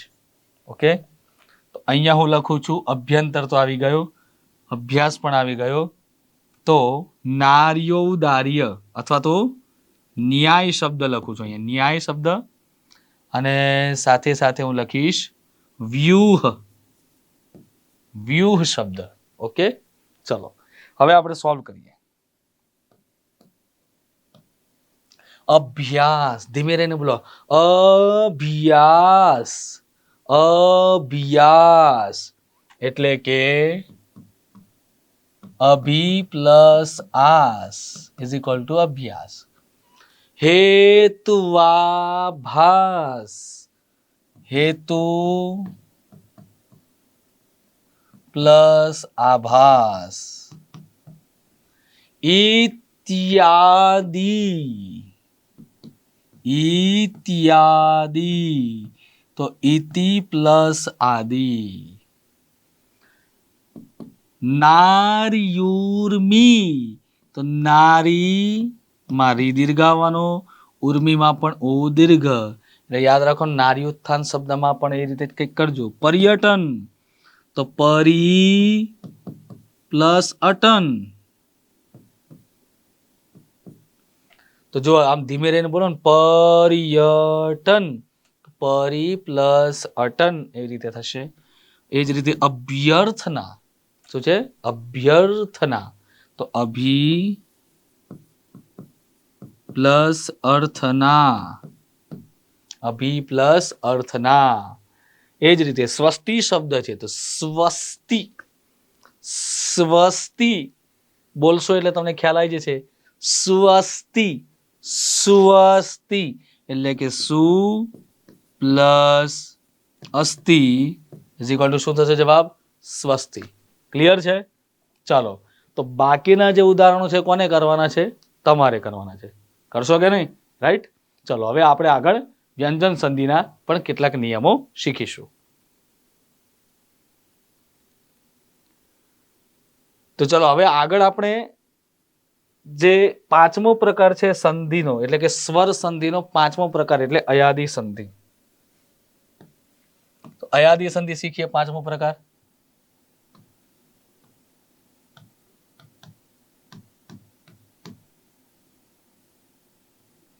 હવે અયાદી સંધિમાં મુખ્યત્વે ત્રણ નિયમો ખાસ યાદ રાખવાના છે. કયા કયા? તો એક, અહીંયા બે ભાગ પાડું છું.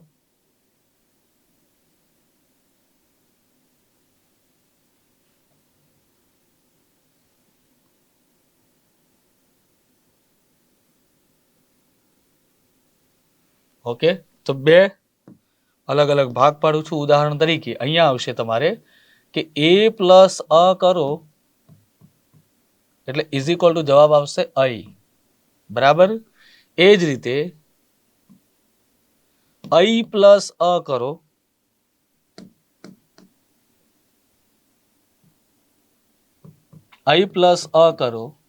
એટલે ઇઝ ઇક્વલ ટુ જવાબ આવશે આઈ. જો a પ્લસ અ કરો તો અઈ થાય, અઈ પ્લસ અ કરો તો આઈ થાય. અહીંયા એવો નિયમ છે કે ઓ પ્લસ અ કરો તો અવ થાય અને અવ પ્લસ અ કરો તો આવ થાય. તો a પ્લસ અ ઇઝ ઇક્વલ ટુ અઈ તો અઈ કરો. જો અહીંયા એક ટ્રીક બતાવું છું તમને, ટ્રીક સમજાવું છું કે જો અહીંયા એક માત્રા છે તો અહીંયા કોઈ કાનો નથી. અહીંયા એક માત્રા વધી ગઈ એટલે કે બે માત્રા છે તો અહીંયા કાનો આવશે. એ જ રીતે અહીંયા પણ છે કે એક કાનો અને માત્રા, તો અહીંયા કોઈ જ પ્રકારનો કાનો નથી. અહીંયા બે માત્રા અને એક કાનો છે તો અહીંયા એક કાનો આવશે. આ ટ્રીકથી જો સમજશો તો લગભગ તમને બધી જગ્યાએ વાંધો આવશે નહીં. ઉદાહરણ લઈએ આપણે કે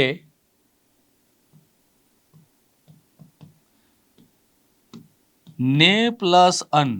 તો જુઓ તમને ખબર છે કે a પ્લસ અ ઇઝ ઇક્વલ ટુ અઈ થાય, તો ને પ્લસ અ ઇઝ ઇક્વલ ટુ શું થાય? નઈ થશે. મૂકી દીધું. ન અને કાઢી દેવાનું. આ ન જે છે એને પાછળ મૂકી દો એટલે તમારો જવાબ થઈ જાય નયન. રાઈટ. એવી જ વસ્તુ અહીંયા છે અઈ પ્લસ વાળું. તો બીજું ઉદાહરણ લઈએ, ઉદાહરણ નંબર 2 કે નઈ પ્લસ અક. નઈ પ્લસ અક.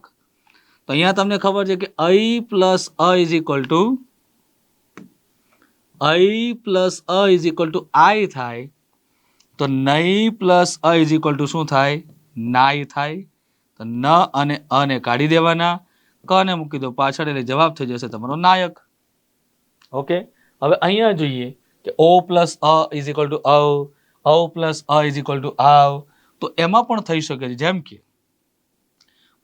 ઉદાહરણ તરીકે પો પ્લસ અન. ઓકે, કયું છે? પો પ્લસ અન.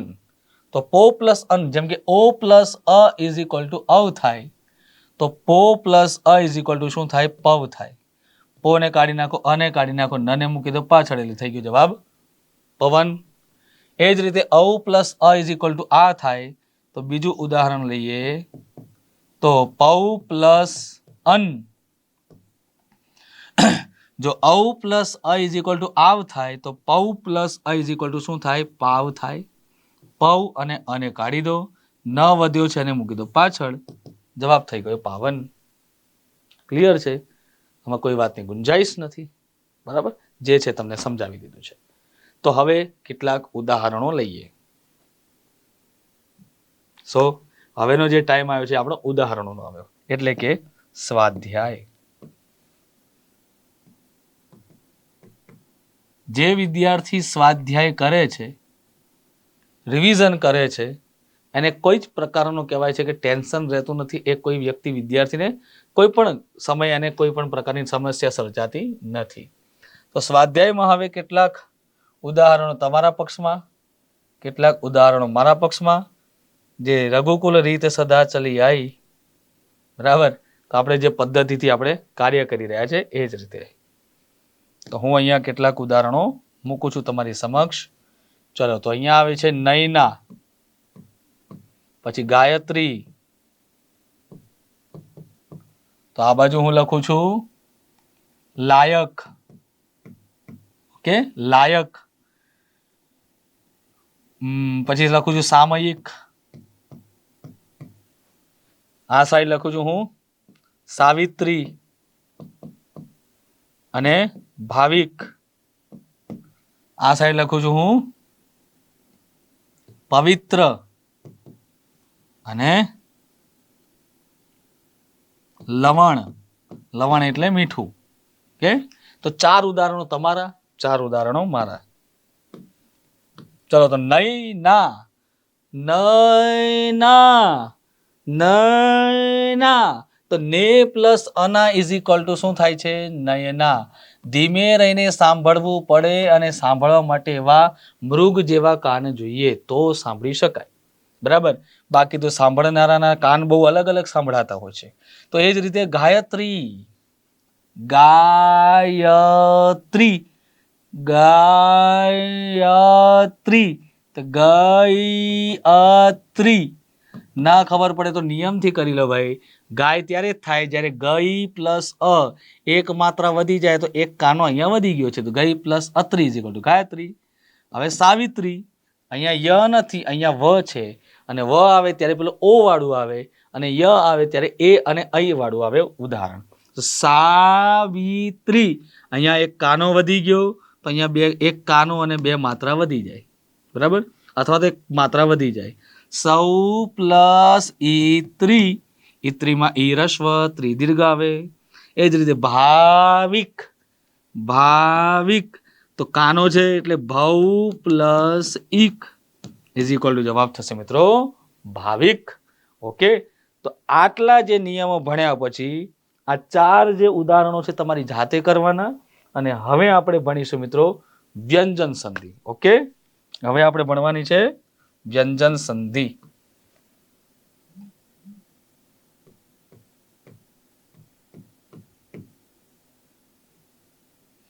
પણ એટલું યાદ રાખજો કે વ્યંજન સંધિ શીખતા પહેલા વ્યંજનોનું વર્ગીકરણ આવડવું જરૂરી છે. તો વ્યંજન સંધિની અંદર મેં તમને જે રીતે વાત કરી એ જ રીતે કે તમારે એક્ઝેક્ટલી યાદ રાખવાનું કે વ્યંજન સંધિમાં એક અઘોષ વ્યંજન અને ઘોષ વ્યંજન. વ્યંજનોનું વર્ગીકરણ તો તમને આવડવું જ જોઈએ, પણ એક અઘોષ વ્યંજન અને ઘોષ વ્યંજનની ખાસ માહિતી લઈ લેવાની. કે તમને જો એક આખું માળખું હોય છે, ફોર્મેટ, જેમ કે હું તમને બતાવું તો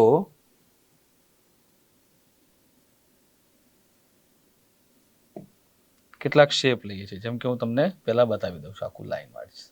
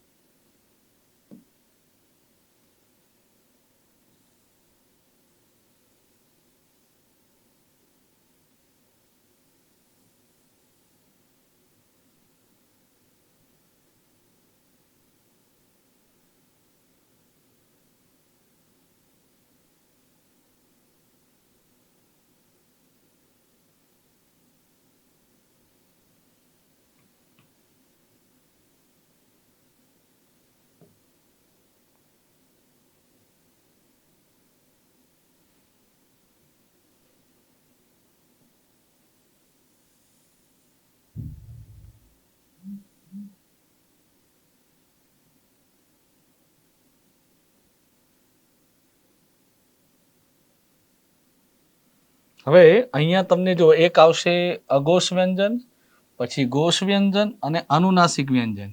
તો એ રીતે તમારે ખાસ ધ્યાન રાખવું પડે એમ છે. ઓકે,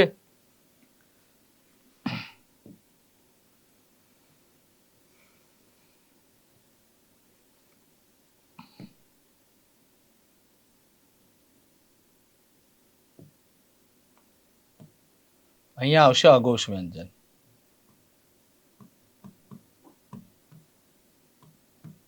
કેટલા વ્યંજન અઘોષ છે, કેટલા વ્યંજન ઘોષ છે, અને કયા વ્યંજનનો અનુનાસિક કયો વ્યંજન થાય વગેરે માહિતી તમારે રાખવાની છે. અને ત્યાર પછી અહીંયા આવશે અનુનાસિક વ્યંજન. આ એક સિમ્પલ મેથડ બતાવું છું તમને કે જે આપણે વ્યંજન સંધિમાં જોઈએ. બાકી આખું વ્યંજનોનું વર્ગીકરણ કરો એ બેસ્ટ જ છે, બરાબર. એમાં કોઈ વાતની ગુંજાઈશ નથી કે ન ફાવે કે કરવું પડશે, બરાબર. નથી ફાવતું આના માટે કોઈ શોર્ટ ટ્રીક ના હોય. જેમાં શોર્ટ ટ્રીક મળતી હોય એમાં આપણે પ્રયત્ન કરતા હોઈએ છીએ. ક્લિયર? તો આ બધા જે અઘોષ વ્યંજન છે એમાં કયા કયા અઘોષ વ્યંજન આવે એ પણ જોવું પડશે આપણે.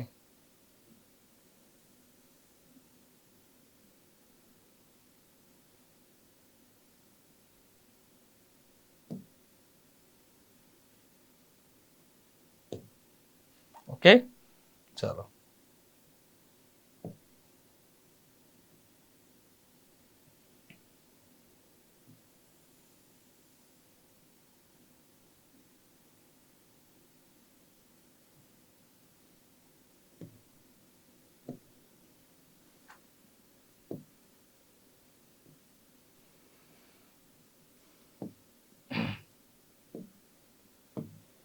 તો પહેલો જે વ્યંજન આવે છે કે ક વર્ગીય વ્યંજન, બરાબર.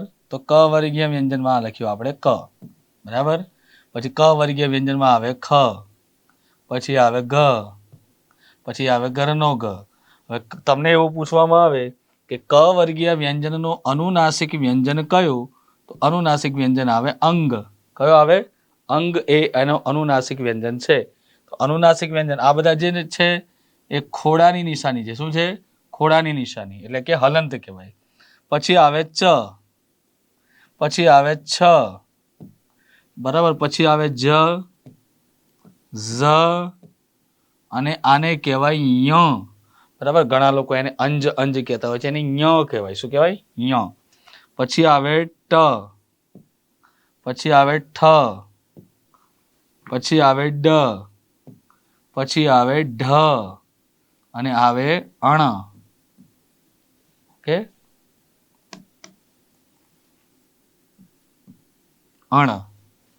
પછી આવે છે ત, થ, દ,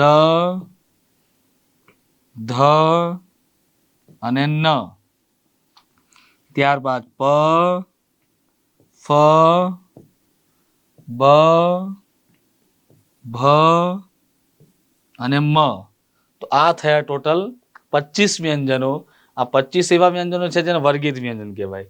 પણ પરીક્ષામાં આપણને શું પૂછે કે ભાઈ અઘોષ વ્યંજન કેટલા અને ઘોષ વ્યંજન કેટલા? તો અહીંયા તો અઘોષ વ્યંજન આપણે લખ્યા જ છે, પણ છતાંય નોંધ કરીને લખવું પડશે આપણે. નોંધ કરીને લખવું પડશે આપણે કે ટોટલ કેટલા એવા વ્યંજનો કે જે અઘોષ પણ આવે અને જે ઘોષ પણ આવે છે. ડન છે? અહીંયા નોંધ કરીને લખું છું.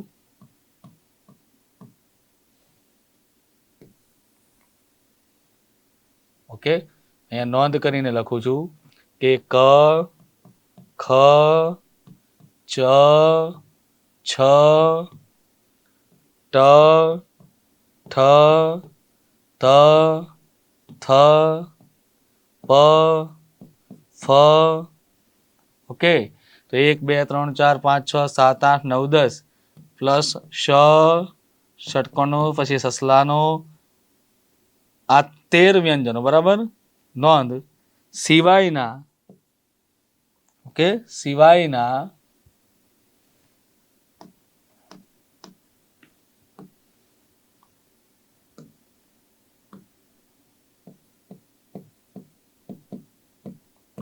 તમામ વ્યંજનો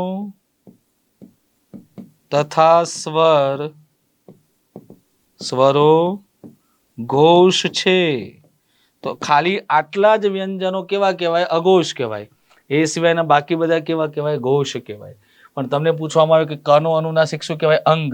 ચનો અનુનાસિક ય, ટનો અનુનાસિક અણ, તનો અનુનાસિક ન, પનો અનુનાસિક મ. આટલું તો તમને આવડતું હોવું જોઈએ. ડન? ચલો હવે આપણે આગળ વધીશું અને 1 by 1 વ્યંજન સંધિ, પછી વિસર્ગ સંધિ, એમ એના નિયમો આપણે ભણીશું.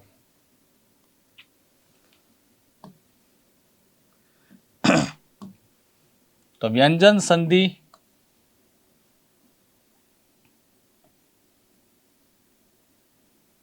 સંધિ નિયમ નંબર 1.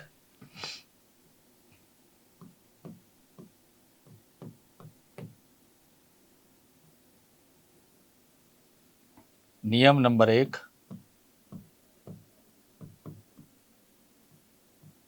ઓકે, નિયમ નંબર 1. અઘોષ વ્યંજન પછી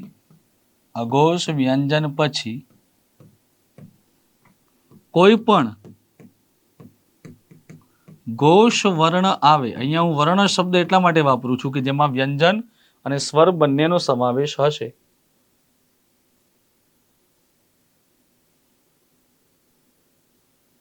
ઓકે, ડન છે.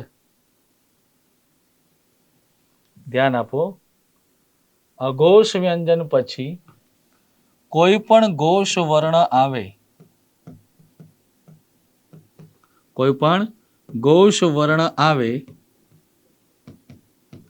તો તે અઘોષ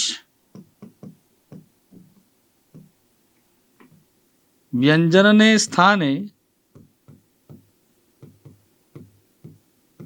તેના વર્ગનો ત્રીજો વ્યંજન મુકાય છે.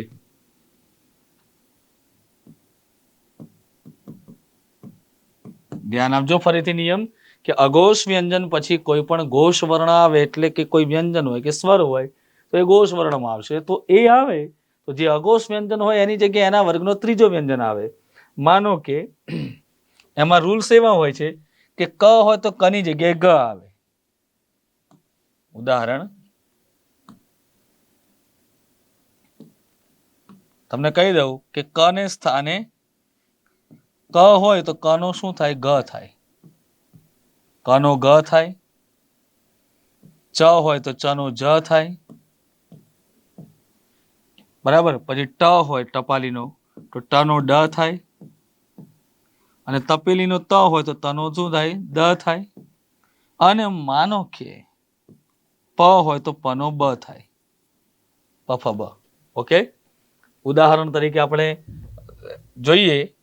એક ઉદાહરણ તમને આપું છું, એટલે કે હું સોલ્વ કરીને આપું છું. બાકીના ઉદાહરણો તમારે સ્વાધ્યાય માટે પણ તમને મળવાના છે. પહેલું એક ઉદાહરણ આવે છે મિત્રો કે કોઈ ક થી શરૂ થતો માનો કે શબ્દ છે, જેમ કે શ્રક પ્લસ ધરા. તમે આ છંદનું નામ સાંભળેલું હશે. આ એક પ્રકારનો છંદ છે, શ્રક પ્લસ ધરા. તો નિયમ મુજબ જોવા જઈએ તો આ જે ક જે છે એ એના વર્ગનો પ્રથમ વ્યંજન છે કે નહીં? Yes or no? યસ. તો ક પછી માનો કે કોઈ પણ ઘોષ વ્યંજન આવ્યો તો તમને ખબર જ છે કે જે અઘોષ વ્યંજનની જે સંખ્યા છે એમાં ક્યાંય તમને ધ દેખાય છે? ના. તો ધ શેમાં આવે છે? અથવા તો ધ આદ્યો શેમાં આવે? ઘોષ વ્યંજનમાં આવે.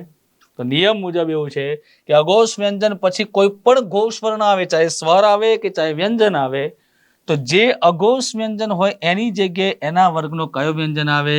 ત્રીજો. ત્રીજો કઈ રીતે ગણાય? તો કે ભાઈ ક, ખ અને ગ. તો 1 2 3 થયું, રાઈટ. તો અહીંયા ક ની સ્થાને મૂકી દેવાનું ગ. ક નીકળી જશે. હવે આ જે સ્ર જે છે એને આગળ મૂકી દઈએ. પ્લસ કરી દો ધરા. પ્લસ કરી દેવાનું છે તમારે ધરા. મૂકી દીધો. ડન છે. ઓકે. હવે ગ ખોડો છે પછી ધ છે તરત, એટલે ગ અને ધ ને સાથે મૂકીએ તો ગ થઈ જાય અડધો, ધ થઈ જાય. આ રીતે રા મૂકી દો પાછળ, શ્ર મૂકી દો આગળ. જવાબ થશે તમારો શ્રગધરા. એટલું યાદ રાખવાનું કે આ છંદનું નામ શ્રગધરા છે, પરંતુ ઘણા ભણાવનાર વ્યક્તિ પણ ખોટું ઉચ્ચારણ કરે છે, સ્ત્રગધરા લખે છે. બરાબર. શ્રગધરા આ શબ્દની સાચી જોડણી છે. હા, સાચી જોડણી છે. યાદ રાખજો કે ઘણા આ રીતે સ્ત્રગધરા પણ લખે છે, પરંતુ આ જોડણી કેવી છે? ખોટી છે. ઓકે, રોંગ છે. ડન. ચાલો, તો હવે આ ઉપરથી તમને બીજા બધા ઉદાહરણ આવડે કે નહીં? યસ, આવડશે. કે ભાઈ ચ નો જ કઈ રીતે કરવો. ઉદાહરણ, ચલો સ્વાધ્યાય હવે અહીંયા સ્વાધ્યાયમાં કેટલાક શબ્દો તમારા માટે, કેટલાક શબ્દો મારા માટે, જે આપણે નિયમબદ્ધ આવી રહ્યા છે એ જ રીતે.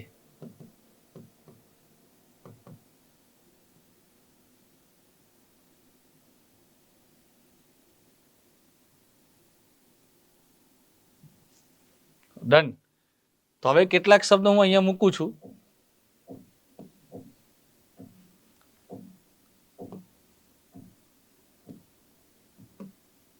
જેમ કે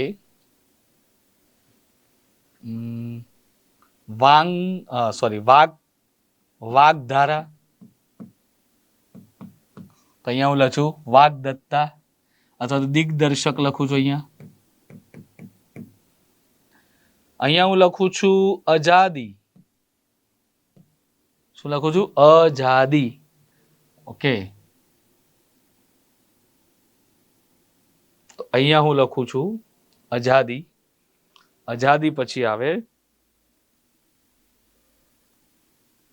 અજંત અથવા અજંતા પણ લખી શકો. અજંત. આપણે અજંતા નથી લખવું, બરાબર? અજંત. પછી ટઠડઢણ. તો અહીંયા હું લખું છું ષડદર્શન. અહીંયા ષડદર્શન લખું છું.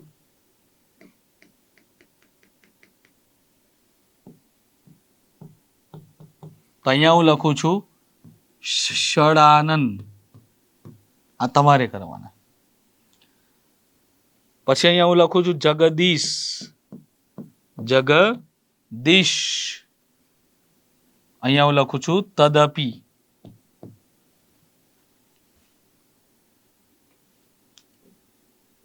અહીંયા હું લખું છું અબ્ધિ. અહીંયા હું લખું છું વિપ્રલબ્ધા.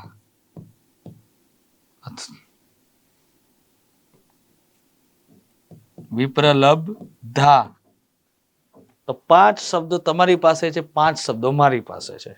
ચાલો જોઈએ આપણે એના જવાબ કઈ રીતે આવશે. બરાબર? બાકી તમારે આ કોમેન્ટમાં લખવાના જ છે જવાબ. વાગધારા. તો એની સંધિ છૂટી પાડો એટલે આ રીતે થશે કે વાક પ્લસ ધારા. વાક એટલે વાણી અને ધારા એટલે એનો અવિરત પ્રવાહ, એવો એનો અર્થ થશે. આઝાદી તો અચ પ્લસ આદિ.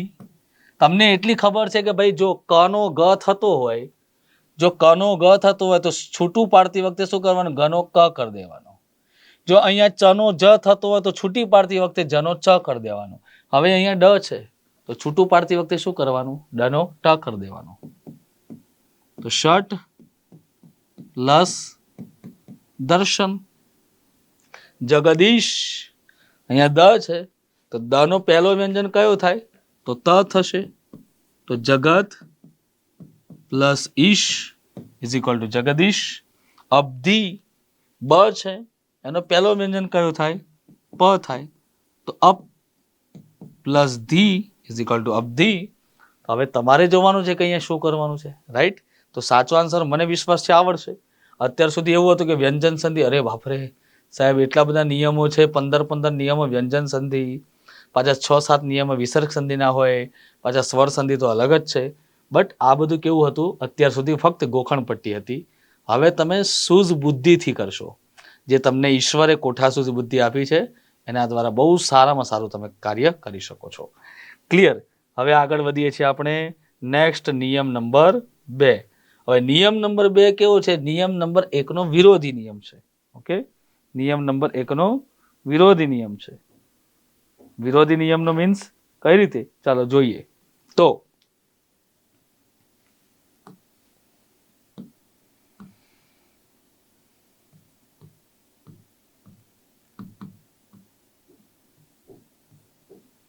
નિયમ નંબર 2 છે ઘોષ વ્યંજન પછી, ઘોષ વ્યંજન પછી જો અઘોષ વ્યંજન આવે. હવે અહીંયા હું અઘોષ વ્યંજન લખીશ કે વર્ણ કેમ નહીં લખું? કારણ કે કોઈ સ્વર અઘોષ છે જ નહીં. તો જો અઘોષ વ્યંજન આવે તો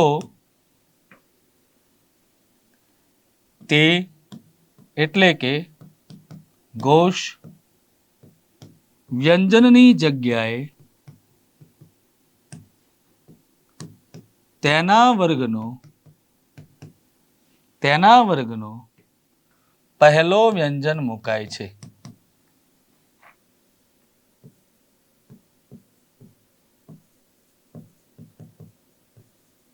ડન છે. તો ઘોષ વ્યંજન પછી જો અઘોષ વ્યંજન આવે તો તે જે ઘોષ વ્યંજન છે એની જગ્યાએ એના વર્ગનો પહેલો વ્યંજન મુકાય છે. લાઈક ચલો ઉદાહરણ સમજીએ આપણે હવે.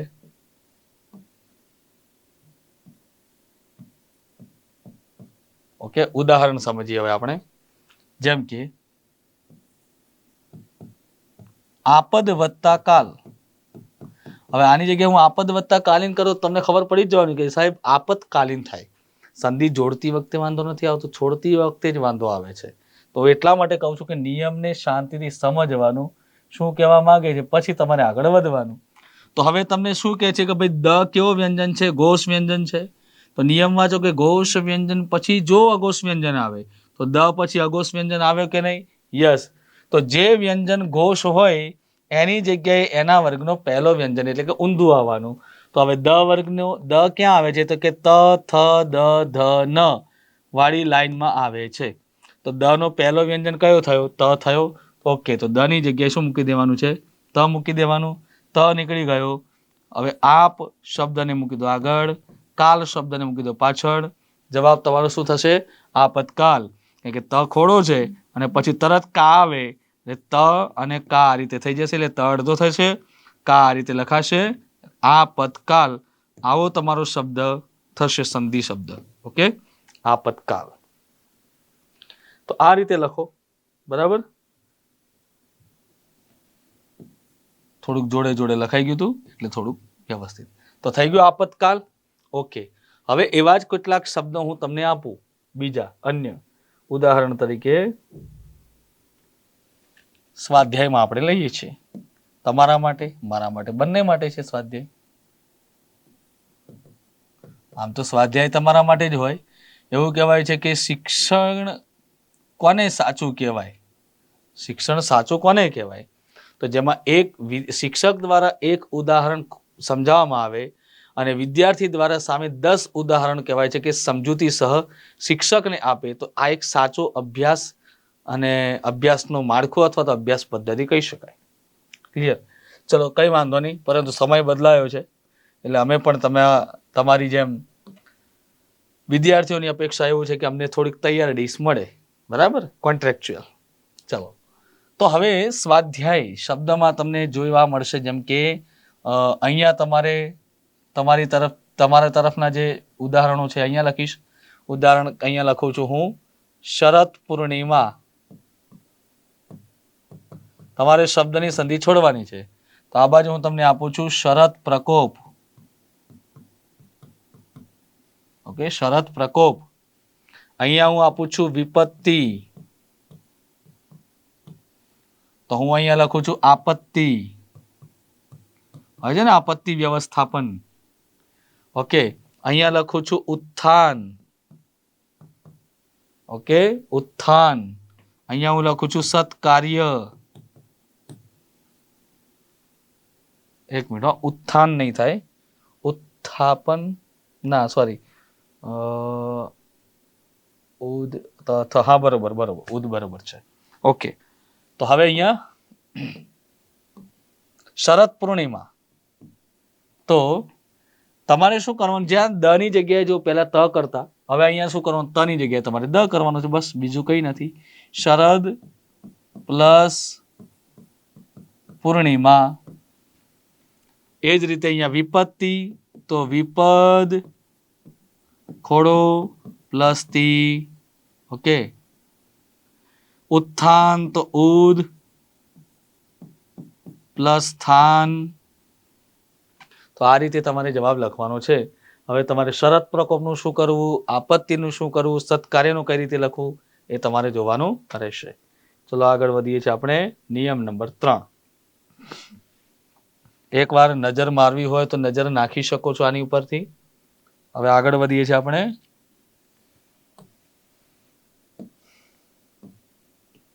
નિયમ નંબર 3 તરફ.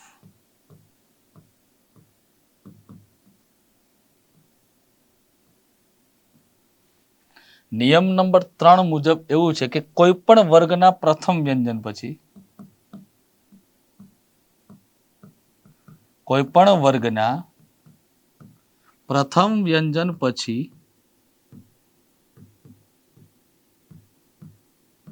જો અનુનાસિક વ્યંજન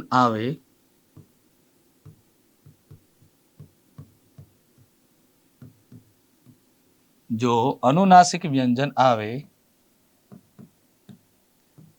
તો તે વ્યંજનની જગ્યાએ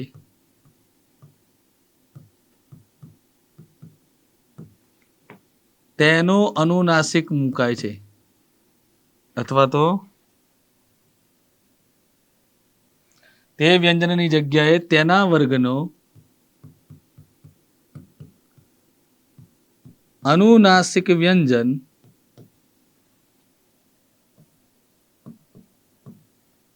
મુકાય છે.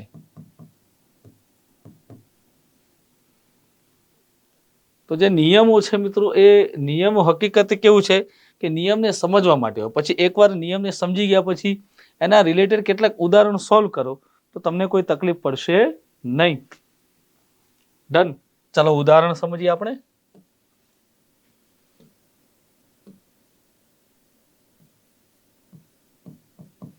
તો પહેલું ઉદાહરણ આવે છે મિત્રો કે તમને કીધું હોય કે ભાઈ વાક પ્લસ મય કરો, વાક પ્લસ મય કરો તો શબ્દ શું થશે? તો શું થાય? તો જુઓ, અહીંયા એટલું યાદ રાખવાનું કે માનો કે ક છે તો કનો અનુનાસિક કયો વ્યંજન થાય? તો અંગ થાય કે નહીં? રાઈટ. તો અહીંયા તમે જુઓ કે નિયમ એવું કહે છે કે કોઈ પણ વર્ગના પ્રથમ વ્યંજન પછી અનુનાસિક આવે તો આ કોઈ પણ વર્ગનો પ્રથમ વ્યંજન છે. યસ. એના પછી આવેલો જે મ છે એ કેવું વ્યંજન છે? અનુનાસિક વ્યંજન છે. તો તે વ્યંજનની જગ્યાએ એટલે આ જે ક વ્યંજન છે એની જગ્યાએ એના વર્ગનું અનુનાસિક, તો ક ખ ગ ગ અંગ, તો કનો અનુનાસિક વ્યંજન કયો થાય? અંગ થાય. આખું કોષ્ટક લખાયેલું છે, જોઈ લો. ના હોય તો એકવાર ફરીથી જો છે ક વર્ગનું અનુનાસિક વ્યંજન કયો છે? અંગ છે. બસ એ રીતે લખવું પડે. આવડતું હોય તો વાંધો આવે નહીં. તો હવે અંગ આવી ગયો એટલે ક શું થયો? નીકળી ગયો. બરાબર. તો વાને આગળ મૂકી દો, મયને પાછળ મૂકી દો. વાંગ પ્લસ મય ઇઝ ઇક્વલ ટુ જવાબમાં શું આવે? તો વાંગમય. આ થઈ ગયો તમારો જવાબ, વાંગમય. હવે એવા જ કેટલાક તમને સ્વાધ્યાય આપું. સ્વાધ્યાયની અંદર ઉદાહરણો તમે જોઈએ.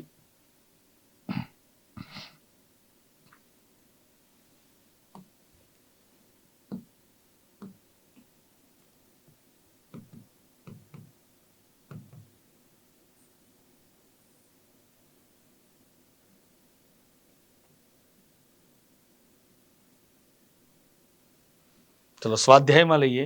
તો અહીંયા હું લખું છું, અલગ અલગ શબ્દો બધા લઉં છું. જેમ કે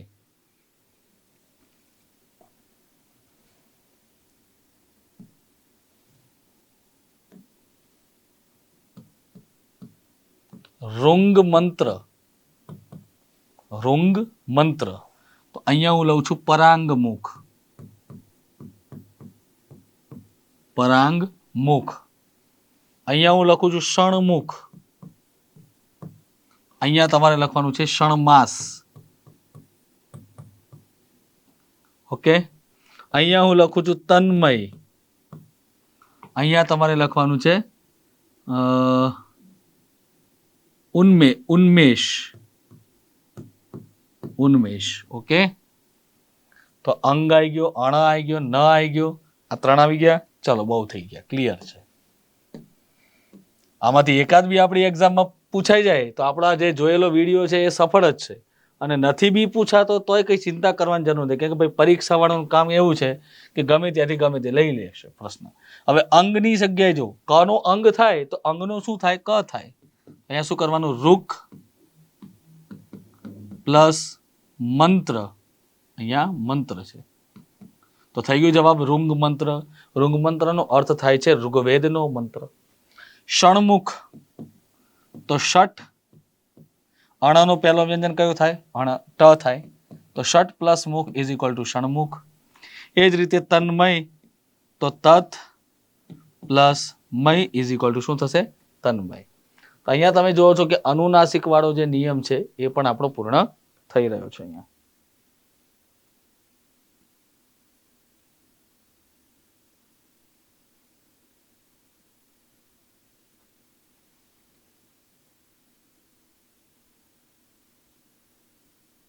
ચાલો એક જ મિનિટ.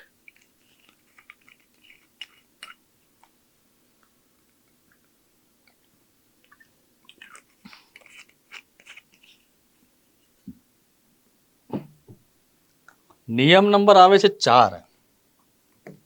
આ નિયમ હતો 3. નિયમ આવે છે નંબર 4.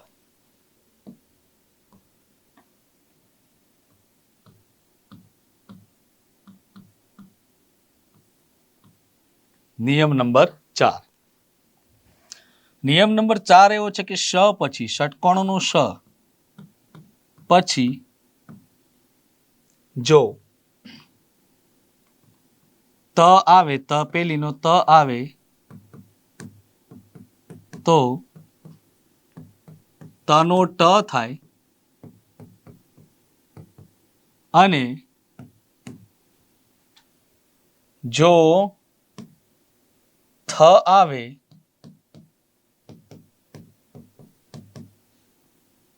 તો થનો ઠ થાય છે. શું થાય છે? ઠળિયાનો ઠ થાય છે. ઓકે, ઉદાહરણ જોઈએ. ઉદાહરણ તરીકે તમને એમાં કહેવામાં આવ્યું હોય કે શિશ પ્લસ ત કરો.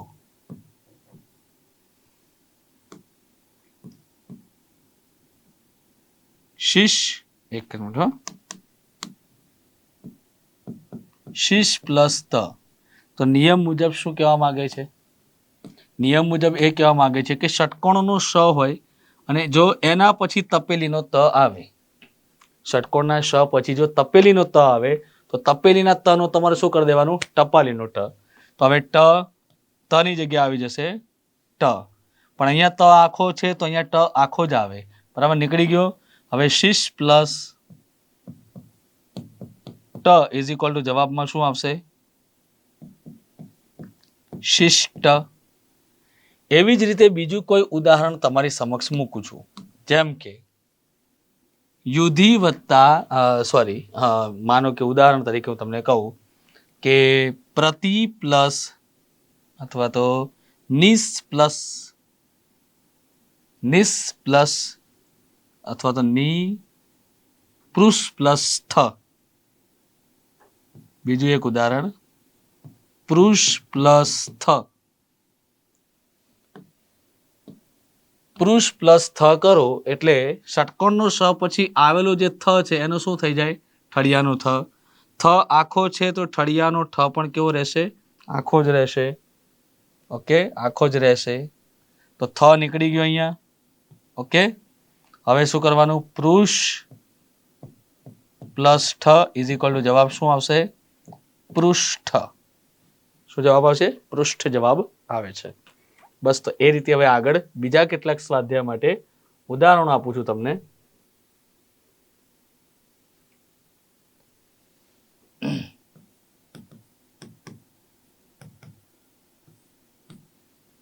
સ્વાધ્યાય માટે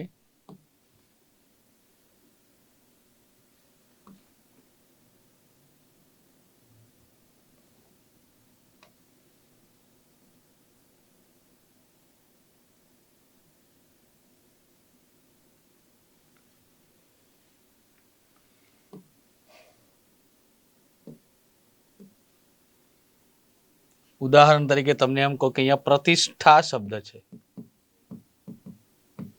તો અહીંયા તમારે યુધિષ્ઠિર શબ્દની સંધિ છોડવાની છે. અહીંયા હું લખું છું તુષ્ટ. અહીંયા તમારે જવાબ આપવાનું છે रुष्ट.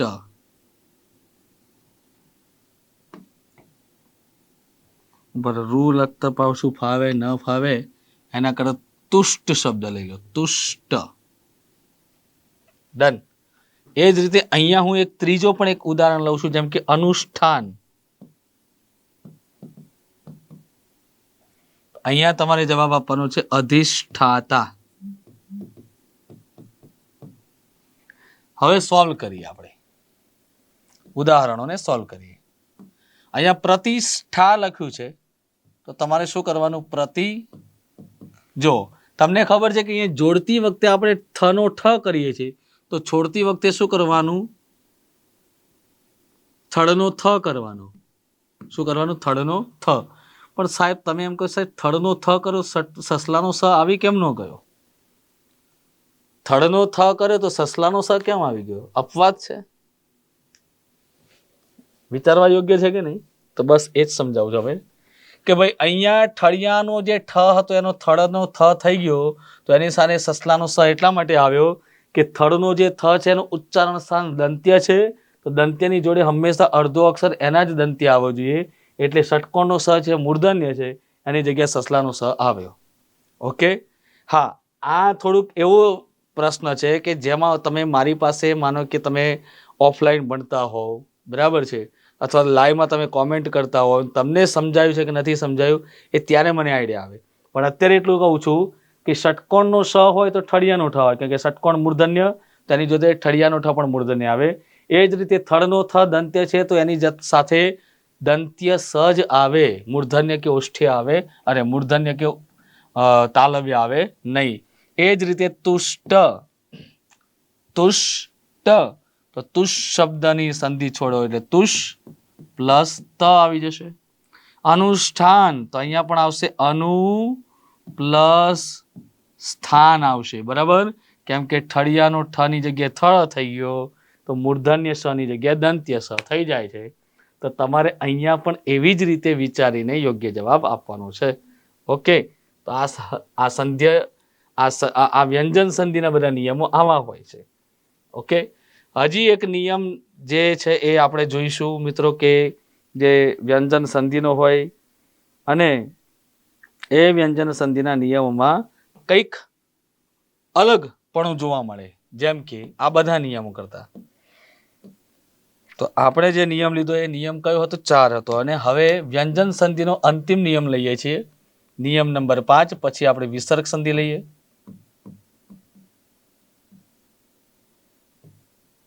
નિયમ નંબર 5. નિયમ નંબર 5 એવું કહે છે કે સની પહેલા એટલે કે સ પૂર્વે, સની પહેલા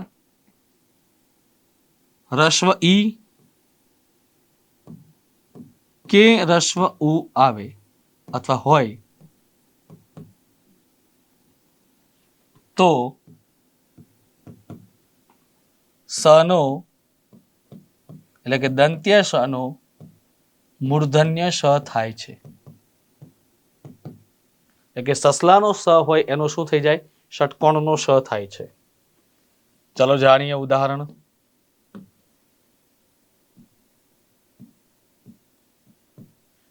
ઉદાહરણ સહિત જોઈએ. ઉદાહરણ તરીકે વી પ્લસ સમ.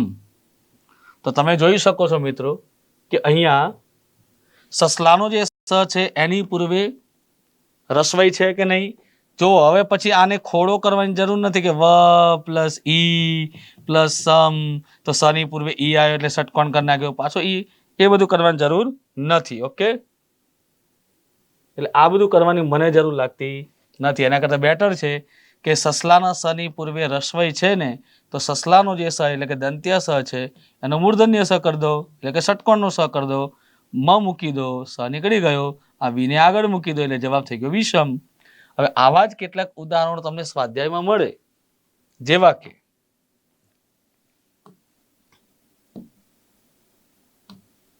અહીંયા સ્વાધ્યાય આપી દઉં છું તમને.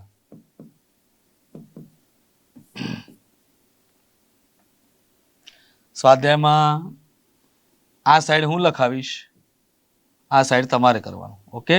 જેમ કે સુષમા, અને પરિષદ. તો અહીંયા હું આપું છું સુષુપ્ત,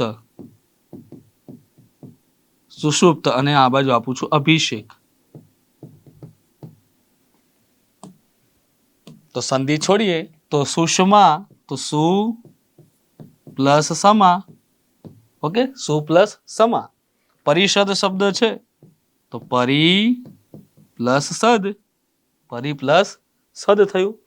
હવે સુષુપ્ત અને અભિષેકનું તમારા રીતે, જો અહીંયા સ છે તો યાદ રાખવાનું સ પછી આવશે, એટલે તમારે પ્લસ ક્યાં મૂકવું એનું પણ થોડુંક નોલેજ મેળવી લેજો. બરાબર, થોડી વધારે પ્રેક્ટિસ કરશો એટલે થોડી ઘણી આપ સમજ બી આવે. એકલું ખાલી ગોખણ્યું કે પુસ્તકનું જ્ઞાન જરૂરી નથી, પોતાની સુબુદ્ધિ પણ વાપરો. અને હવે હું જાઉં છું વિસર્ગ સંધિ તરફ. ઓકે, નિયમ ગયા, હવે વિસર્ગ સંધિ આવે છે. ઓકે, વિસર્ગ સંધિમાં 2-3 નિયમો એવા પણ છે કે જે વારે ઘડીએ પરીક્ષામાં પૂછાતા હોય છે, અને એવા વિદ્યાર્થીને જો આવડી જાય તો મજા થઈ જાય. તો વિસર્ગ સંધિમાં શું હોય? તો વિસર્ગ સંધિમાં વિસર્ગ હોય. વિસર્ગ એટલે જે 2 ટપકા ઉપરા છાપરી આવતા હોય છે ઉપર નીચે, એને વિસર્ગ કહેવાય છે. બરાબર, આ પ્રકારનો વિસર્ગ કહેવાય, આને વિસર્ગ કહેવાય. તો વિસર્ગ પહેલા અને વિસર્ગ પછી બંને ધ્યાન રાખવું પડે. તો વિસર્ગનું શું થાય એ. તો વિસર્ગ સંધિમાં નિયમ નંબર 1 લઈએ છીએ.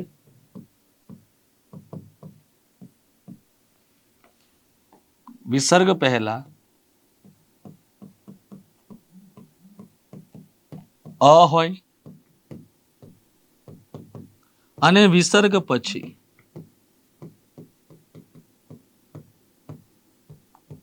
કોઈ પણ ઘોષ વર્ણ આવે તો વિસર્ગનો ઉ થાય છે. વિસર્ગનો શું થાય છે? ઉ થાય છે. હવે નિયમ કેટલીક પુસ્તકોમાં એવું પણ બતાવ્યું હશે કે અ પ્લસ ઉ ઇઝ ઇક્વલ ટુ ઓ થાય છે. અ પ્લસ ઓ ઇઝ ઇક્વલ ટુ ઓ થાય, બટ હાઉ, કઈ રીતે થતું હશે? ચલો તો સમજાવું છું. જેમ કે એક ઉદાહરણ તમને આપું છું કે અધઃ પ્લસ ગતિ, અધઃ પ્લસ ગતિ. ચાલો સમજીએ છીએ. સમજવા માટે એક બીજી પેનનો યુઝ. તો અહીંયા તમે જોઈ શકો છો કે વિસર્ગની પહેલા કોણ છે? તો આખું શબ્દને છૂટું પાડીને બતાવું છું કે ધને ખોડો કરો એટલે અ બહાર આવી જાય. આ ધને ખોડો કર્યો, અ બહાર આવી ગયો. ઓકે, પછી છે શું? વિસર્ગ પ્લસ ગતિ થઈ ગયું. હવે ફરીથી પેન ચેન્જ કરીશ અને સમજાવીશ. નિયમ એવું કહે છે કે વિસર્ગ પહેલા અ હોવો જોઈએ. જો શું કહે છે? વિસર્ગ પહેલા અ હોય છે. યસ. વિસર્ગ પછી કોઈ પણ ઘોષ વર્ણ હોય તો ગ કેવો વ્યંજન છે? ઘોષ છે. આવા સંજોગોમાં વિસર્ગનું શું થશે? ઉ થશે. થઈ ગયો ઉ? ડન છે. ઓકે, આવા સંજોગોમાં વિસર્ગનું શું થાય? ઉ થશે. ઓકે, થઈ ગયો. ઓકે, મતલબ કે વિસર્ગની જગ્યાએ ઉ આવી ગયો. હવે શું કરવાનું? આ અને નીચે ઉતારી લો, આ ગતિ શબ્દને પાછળ ઉતારી દો, અને આ જે અર્ધ શબ્દ છે એને પણ આપણે આગળ ઉતારી દઈએ છીએ. હવે અ પ્લસ, અહીંયા શું કહે છે કે અ પ્લસ ઉ કરવાનું, કેમ કે આપણે ગુણ સંધિ ભણેલા છીએ અગાઉ. તો ગુણ સંધિ મુજબ અ કે આ પ્લસ ઉ કે ઉ હોય તો શું થાય છે? ઓ થાય છે. તો યસ, તો અહીંયા પણ આપણે શું કરવાનું? અ પ્લસ ઉ ઇઝ ઇક્વલ ટુ કરી દેવાનું છે આપણે ઓ. હવે ગતિને મૂકી દો પાછળ, અર્ધ શબ્દ જે ખોડો છે એને મૂકી દો આગળ. આ ધ માં ઓ ભળી જાય એટલે જવાબ થઈ જાય તમારો ધો. ધ અને ઓ નીકળી ગયા. ગતિને મૂકી દો પાછળ અને મૂકી દો આગળ. યોર આન્સર ઇઝ રેડી, અધોગતિ. ઓકે, આવડ્યું કે નહીં? બટ એટલું યાદ રાખજો કે આ અધોગતિ શબ્દની 2 સંધિ થશે. કઈ કઈ? એક તો અધઃ પ્લસ ગતિ, એ પણ સાચું છે, અને અધસ પ્લસ ગતિ એ પણ સાચું પડે. આ બંને સંધિ સાચી છે, યાદ રાખજો. અધઃ પ્લસ ગતિ અને એન્ડ અધસ પ્લસ ગતિ ઓલ્સો બોથ રાઈટ.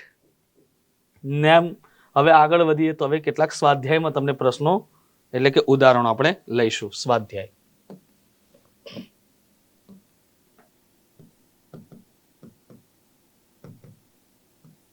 તમને એવું લાગે કે જ્યાં જ્યાં વિડીયોમાં એવું સ્પીડ જેવું લાગે તો તમે એની સ્પીડ ડાઉન કરીને પણ યુટ્યુબની અંદર સેટિંગમાં બધા ઘણા બધા છે અને તમે બધા તો હવે સોશિયલ મીડિયાના માસ્ટર બ્લાસ્ટર પ્લાસ્ટર છો બરાબર, એટલે મારે કંઈ કહેવાની જરૂર નથી. સામેવાળાને પ્લાસ્ટર લાવી દો એવા બ્લાસ્ટર છો તમે બધા.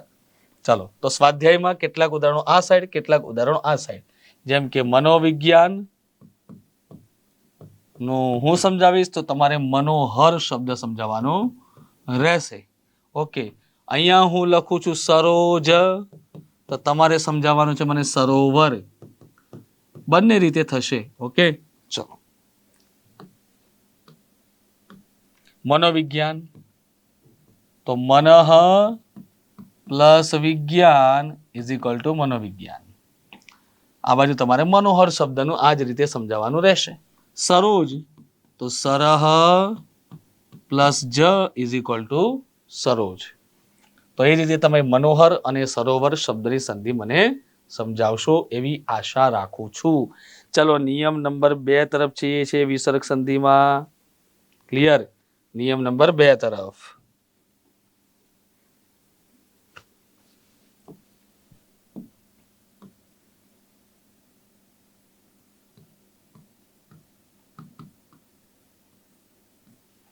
નિયમ નંબર 2, વિસર્ગ પહેલા રસ્વ ઈ કે ઉ હોય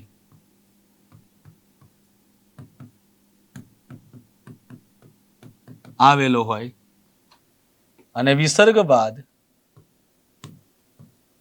અને વિસર્ગ પછી કોઈ પણ ઘોષ વ્યંજન આવે અથવા તો કોઈ પણ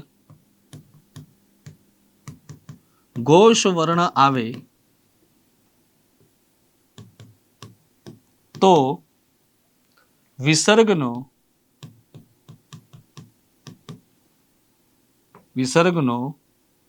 ર થાય છે. શું થાય છે? ર થાય છે. રમકડાનો ર એ પણ કેવો થશે બેટા? ખોડો થશે. બરાબર.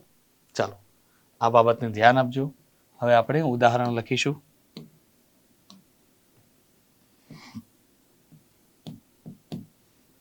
ઉદાહરણમાં એવું કહે છે કે ભાઈ વિસર્ગ પહેલા ઈ કે ઉ આવેલો હોય અને વિસર્ગ પછી કોઈ પણ ઘોષ વર્ણ આવે તો વિસર્ગનો ર થાય છે. ઉદાહરણ તરીકે નિહિ પ્લસ આહાર.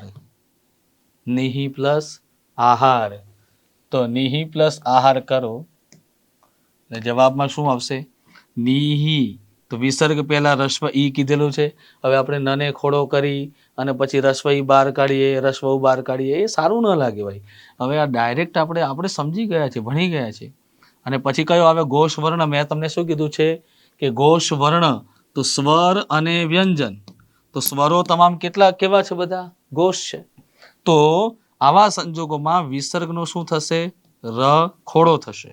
ઓકે, હવે શું કરવાનું? ની નીચે ઉતારી લો, નીર પ્લસ આહાર કરી દો તો રમાં આ ભળી જાય એટલે રા આખો થઈ જાય. ર અને આ નીકળી જાય. હારને મૂકી દો પાછળ, નીને મૂકી દો આગળ. જવાબ થશે નિરાહાર. ઓકે, જવાબ શું થશે? નિરાહાર. ક્લિયર છે?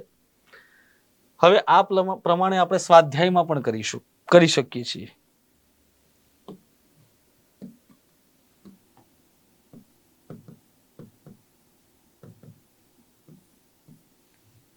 સ્વાધ્યાયમાં આ સાઈડ તમારા, આ સાઈડ મારા. ચાલો આ સાઈડ આવશે આયુર્વેદ,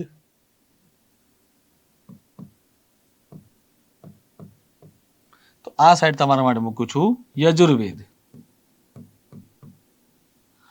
આ સાઈડ મૂકું છું હું દુરુપયોગ,